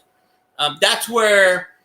of course, Blackie Campo passed away a couple of years back. He was like almost 100 years old. The fishing pier was rebuilt, but they had the end of the world where the fishing pier. Well, now it's all open. The pier's still there, but it's at the parking lot. That's where the Katrina Memorial is, and that's as far as you can go on the road down at LaCloskey, Delacroix. As far as you can freaking go. And then, you can see in the background the ruins of Fort Beauregard on the island. You can see the ruins of that. But that's about as far as you can freaking go in the parish and stay in the land. And, of course, Louisiana loses 100 yards of land every day. Like, literally, a football field a day. So, when I was growing up down there, they said 50 years, this is going to be beachfront property. And, it probably will. That was about 25 years ago. And it probably will. I mean, even though they dig up the land and they dredge it and stuff, and, they try to redo the thing. But Mother Nature it's going to conquer. I mean, pretty soon Louisiana's not going to be on the map anymore. That's just going to be gone. It's just it's not going to be, you're not going to have a boot. You're going to have, it's going to be like a different shape. I mean, land, hurricanes hit, you can't stop Mother Nature. She's always on the rag. No matter how you want to see it, she's always on the rag. But that is what took out St. Bernard and surrounding areas. It wasn't the actual storm per se. It was the storm. It was the levees, the weak levees, and the storm breach. The 26 inches of 26 feet of storm surge is what took out and flooded out my parish. But honestly, if shit didn't happen in my life years prior, I probably still would have been living back there. I don't know if I would have evacuated. I know I would have lost all my shit. So, I mean, looking back, it was sort of a good thing that I still have all my shit from back in the day, because most of my friends don't have it. Most of my friends actually died from Katrina. I only talked to one of them briefly. There's only 2 of them that are still alive that I went to high school. Most of them died. or I lost touch with a few. Some of them are still around, but I don't talk to them on a regular basis. But one of them don't talk. One of them's got a YouTube channel and he does games and shit. But he's pissed at me for whatever reason. People are just always pissed at me, and that's fine. It's better to be pissed on than pissed off, or whatever the fuck they say. I don't know. Some crazy shit. I don't know what's going on in the world.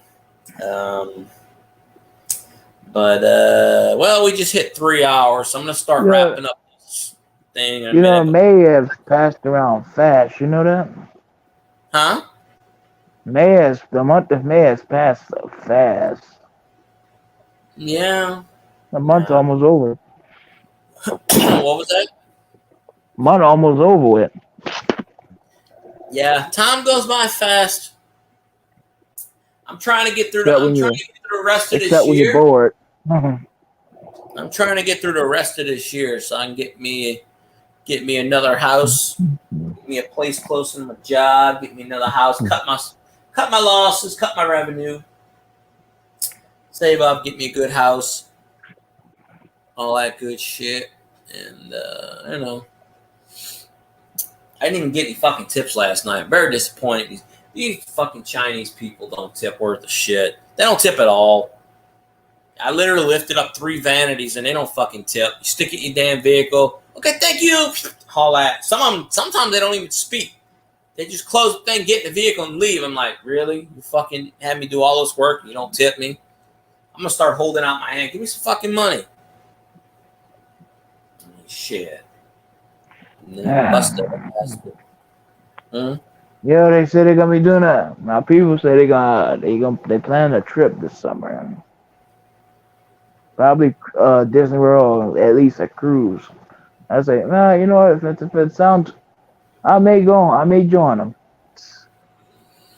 Yeah, you ain't gonna get my ass on a cruise because I'm not a good swimmer, and I don't want to get that cruise ship syndrome bullshit that you get stuck in a cruise and you can get fucking abducted and you get the chemical, you get the sickness and I'm like, oh fuck shit. My friend when he worked at Emerald's, you know, he worked for Emerald's, the restaurant. That was one of his vices because he has a side thing we get stock from Carnival Cruise. So he always got a good deal on a Carnival Cruise. So he would pay, normally you'd pay $2,500 for a cruise. He'd pay $1,100. He'd save up all year, get a cruise. That was his one outlet. That was the only really thing he did. He would take like a 10-day cruise. He went to Alaska and he panned for gold. He went to Mexico. He went to Cozumel. He went to a few. Every year he did a cruise. And that was his outlet. You know, that was just like, okay, I'm finally free. You know, now, about 6-8 months ago, he moved to Kentucky. So he's got a big job in Kentucky. So now he's probably free in his state because most people want to escape. Hopefully he's happy. He's living by himself. He's happy. Hopefully. He didn't even tell me he fucking left. He just, oh, I don't live there anymore. I'm like, all right, well, shit. One of my friends don't even fucking tell me they leave. They just fucking go, you know. So it's a bit crazy. I don't know. Let's see. Ain't that something? Huh? Ain't that something? A lot of things are something. Yeah. What the hell is that? I don't know what I'm watching. Something on the TV is watching. You know, it's the worst generation ever. Yeah, I know. People suck. Young kids suck nowadays. This planet is fucking doomed. I can imagine how the next generation gonna be. Everything gonna be a fix for them. They're gonna be all, this generation's all pussified. You know, damn newfangled technology. Our grandfathers, our forefathers didn't have all this fucking technology. They busted their ass. Any subject, anything you tell them, they'll just laugh it off, or just be like, "LOL." Damn fucking kids. Make them flashing money, booze, and smokes like they're goddamn teenagers and shit. Damn kids start yelling at them. Get off my grass, you bastards. Yeah, no, hey, whatever. They can't fuck up the country anymore, and it's fucked up now. The only way they can fuck it up is one of these kids getting to be president and hit the nuclear button. Gotta be at least 35, and nobody really is 30. They at least in their 40s, and that's very few of them. Yeah. What the hell they call this Generation X? I don't know. I saw a thing the other day, and it was explaining that the generations. There's a Generation Y and a Z. I think mine's like a Y, or I don't know. I forget the exact. They get the baby boomers and shit, and it goes by the years. And mine is from 65 to 81. So I'm not no fucking millennial bullshit. That's from like 87 or I don't know where they come up with these damn terms. I think we're in Generation Z right now. I don't know who comes up with these fucking terms. Like Generation F for generation we're fucked. Right? Generation X for generation we're screwed. I don't even have to tell you what Generation A means. You can figure that one out yourself. But I don't know. But I think I'm going to start wrapping up this stream because I'm getting pretty tired. I want to take me a nap. You got any closing final thoughts, Colt, that you want to get out there to the radio audience? Well, not much. I'll say peace out, and thanks for having me up, Phil Guy. You don't have to have me up. You just have me up. Bottom of your heart, and thanks for having me up. Yeah, Elvis, go Lions! See you next time. Hope you go live soon. I ain't going I'll go live tonight. I'll go live tonight about 7:30 or so, 8 o'clock, give or take. Yeah, no. Maybe I'll be live, man. Yeah, come up. Oh shit! Now you got Brock's doing it. God damn it! Oh, I'm telling you, Elvis's team sucks ass so bad he can't even. He's trying to recruit other people from other football teams to worship his godlike son. So, anyway, folks, I'm gonna don't encourage Elvis, because then he'll convert you into a Vikings fan. Tell him you're a Giants fan. The Giants kick the Vikings' ass. Never encourage Elvis, please, never. No. I'll always say, go LSU, right? You see what Paul Skeens did last night? Lights out, boom, lights out. But anyway, I appreciate you, Brock's boys, Elvis, and all y'all. There you go. Go Giants, yeah. That's right. Hey, Fran Tarkenton was the quarterback of the Giants. I have that Fran Tarkenton 1971 Topps Giants card. So I don't have a Fran Tarkenton Vikings card. I have him in the Giants uni. So I might get a Vikings card on one of these days. I don't know. I might. But anyways, I'm gonna jump off. So I'm gonna get some sleep. I'll stream tonight, 7:30, give or take. I mean, tomorrow night it still is nighttime. No, tonight, Friday. It's 1:21 a.m. Friday. Yeah. I'm talking about tonight. I usually stream Thursdays and Fridays now. I might go back to the 4-day, but the only problem with that is if I'm working, it's gonna push me back a little. Like tonight, I couldn't get it to about 10 o'clock because I was supposed to be off last night, and fuckers. I don't know. They love to piss me off with this shit. So I don't know, but it's a conundrum. Yeah, no. Tarkenton is a traitor. No, Tarkenton is a goddamn American hero. He loves our president. He loves our former president. This piece of shit that's in office now. Nobody loves him. They just kiss his ass because, he don't know where he is. I know one thing. Donald Trump is the most hated man in history. Other than Herbert Hoover. Oh. That's just the people that just don't know. Donald Trump's got more people that hate him. It's just what the press reports on him. Here's the thing with black people. A lot of black people they say Republicans are the rich people who just care about their own. Democrats are the rich people who care about blacks and other minorities. There's a few of these. There's this guy on Twitter. I can't remember his name. Terrence somebody. And he's one of these black actors, and he's a Trump supporter all the way. And he actually led like 20,000 blacks to vote for Trump last time. So, I mean, Amber Rose, she's fucking black. She came out yesterday and endorsed Trump.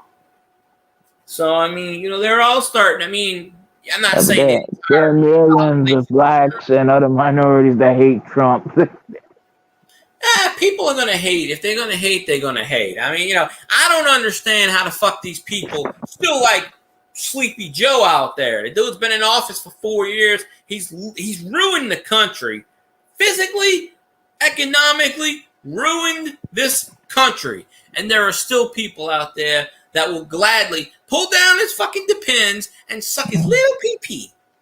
So, like, seriously, I had someone tell me yesterday he's the greatest president ever. And you know what I told them? You're fucking insane. You need to get away from me. Seriously.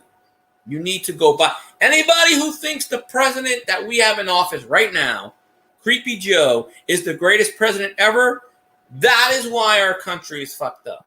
And I'm just not saying it because it's him. It's because just look at the track record. It could be anybody. Herbert Hoover was a good president. The only reason why he was a bad president is because the 1929 stock crash ruined his presidency.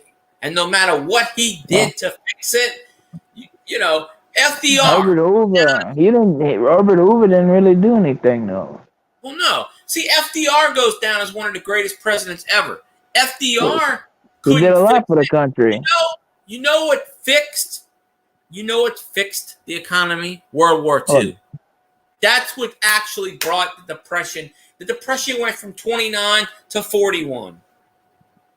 If it wasn't for World War II, it takes years to get out of depression. It's going to take years to get out of this bullshit that we're in now because we got a guy in the White House who isn't qualified.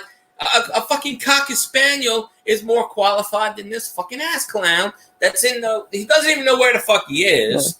Donald Trump never was a politician, though, before he became president. Well, yeah. You don't need to be a politician to be president. It's not that difficult. Run the country. There are people out there. Our governor, Jeff Landry, knows how to fucking run. He's right. He's been in office less than 2 months, and he's already got Louisiana 1,000 times better than the Democrat who just kicked out. So, I mean, what do you think, Bobby Jindal? He fucking sucks, and I hate him. I hope he's burning in hell. The Indian guy? Yeah, Indian guy. He's an asshole. Yeah, He stole Louisiana's money to go run for president and then dropped out after 2 weeks. He's an idiot. I hope he's burning. He's not dead, but I hope he's rotting in hell when he does die. Ray Nagin. That's another one. Yeah, he just got out of prison, that dude. Chocolate City. What the fuck? He racist son of a bitch, him. I don't like him. He racist. Yeah. Definitely racist. I never did like Ray Nagin. Never did. A lot of people like John Bel Edwards for some reason. I did when he got elected at first, but then I realized, well, shit. He's Democrat. Then I realized, well, number two, he don't know what the fuck he's doing. And then he started kissing Biden's ass, and I said, well, we're done with this scenario. So, yeah. Jeff Landry is great governor. He's probably the best governor we've had since Edwin Edwards. Huey P. Long? Yeah, back in the day, Kingfish. Huey P. Long would have been a good president if they didn't assassinate him. Was he Republican or a Democrat? I think he was a Republican. Night, Bronx. A lot of poor people liked him. Yeah, true. I don't think poor people like Republicans. I just like somebody that actually runs the goddamn country the way it's supposed to be run and not take bribes and kickbacks and put a man in diapers in the Oval Office that's got fucking dementia and don't understand. This is the only president that actually trips up going Air Force One and not that. So. You know who's been the worst president as well? Abraham Lincoln, terrible. Leander Perez. Yeah, he's not a president, but yeah. If he was, it would be fucked up. Well, He was a bad judge. Life is full of fuck ups. We just have to deal with them. We got one in the office. What do you think of Leander Perez? I never met the man. As far as politics or whatever. Well, that's what Judge Perez was named for. It's in St. Bernard. He was a St. Bernard judge. I know of him. I never met him. He died before I think he died before I was born. Yeah, I'm not talking about if you know him personally. I'm talking about you heard the name and you've seen him around television before, That's whatever. What Judge Perez was named for back down there. Then they just took another judge named Perez and just named it after him. That's all. That's what Judge Perez at the street down in St. Bernard was named after, that guy. So, and they just say, oh, we're just going to name it. We're going to keep the Judge Perez title and just make it for another Judge Perez. And that's what they did.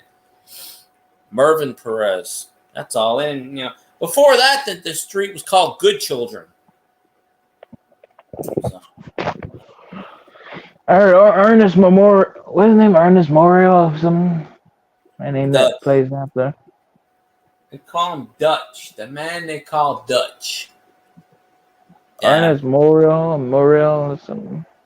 Yeah, Mark Morial's dad. His nickname was Dutch. I heard he was black. Obviously, he was black. Have you seen the Mark one? The one they named the convention center after, and whatever. He was black. Yeah, he didn't look black. He certainly wasn't white. Of course, he didn't really look black. Well, he's more Hispanic, I think, but I don't know. Say his old man was a cigar roller. Well, yeah, and he's got some Cuban in him. Got a little Ricky Ricardo going action. I don't know. But anyways, I'm going to jump off, Colt, because I'm getting a little bit tired myself. Yeah, I'll see you later, right? All right, I appreciate you having me up, and maybe out tomorrow. Well, tonight, tomorrow, whatever. I don't know. I'll go. Yeah, you'll know. But anyway, y'all have a good night. Whoever the hell's left in here, and who dat? Go Tigers, and there I am, Lord Emperor. That is my official title, Lord Emperor. And when I retire, it's Lord Emperor Emeritus. So we might make it greatest who dat of all time, but I don't know. So, anyways. Going to sleep. Y'all have a good night. I'll see you later. I'm out. Like shout. Go Tigers.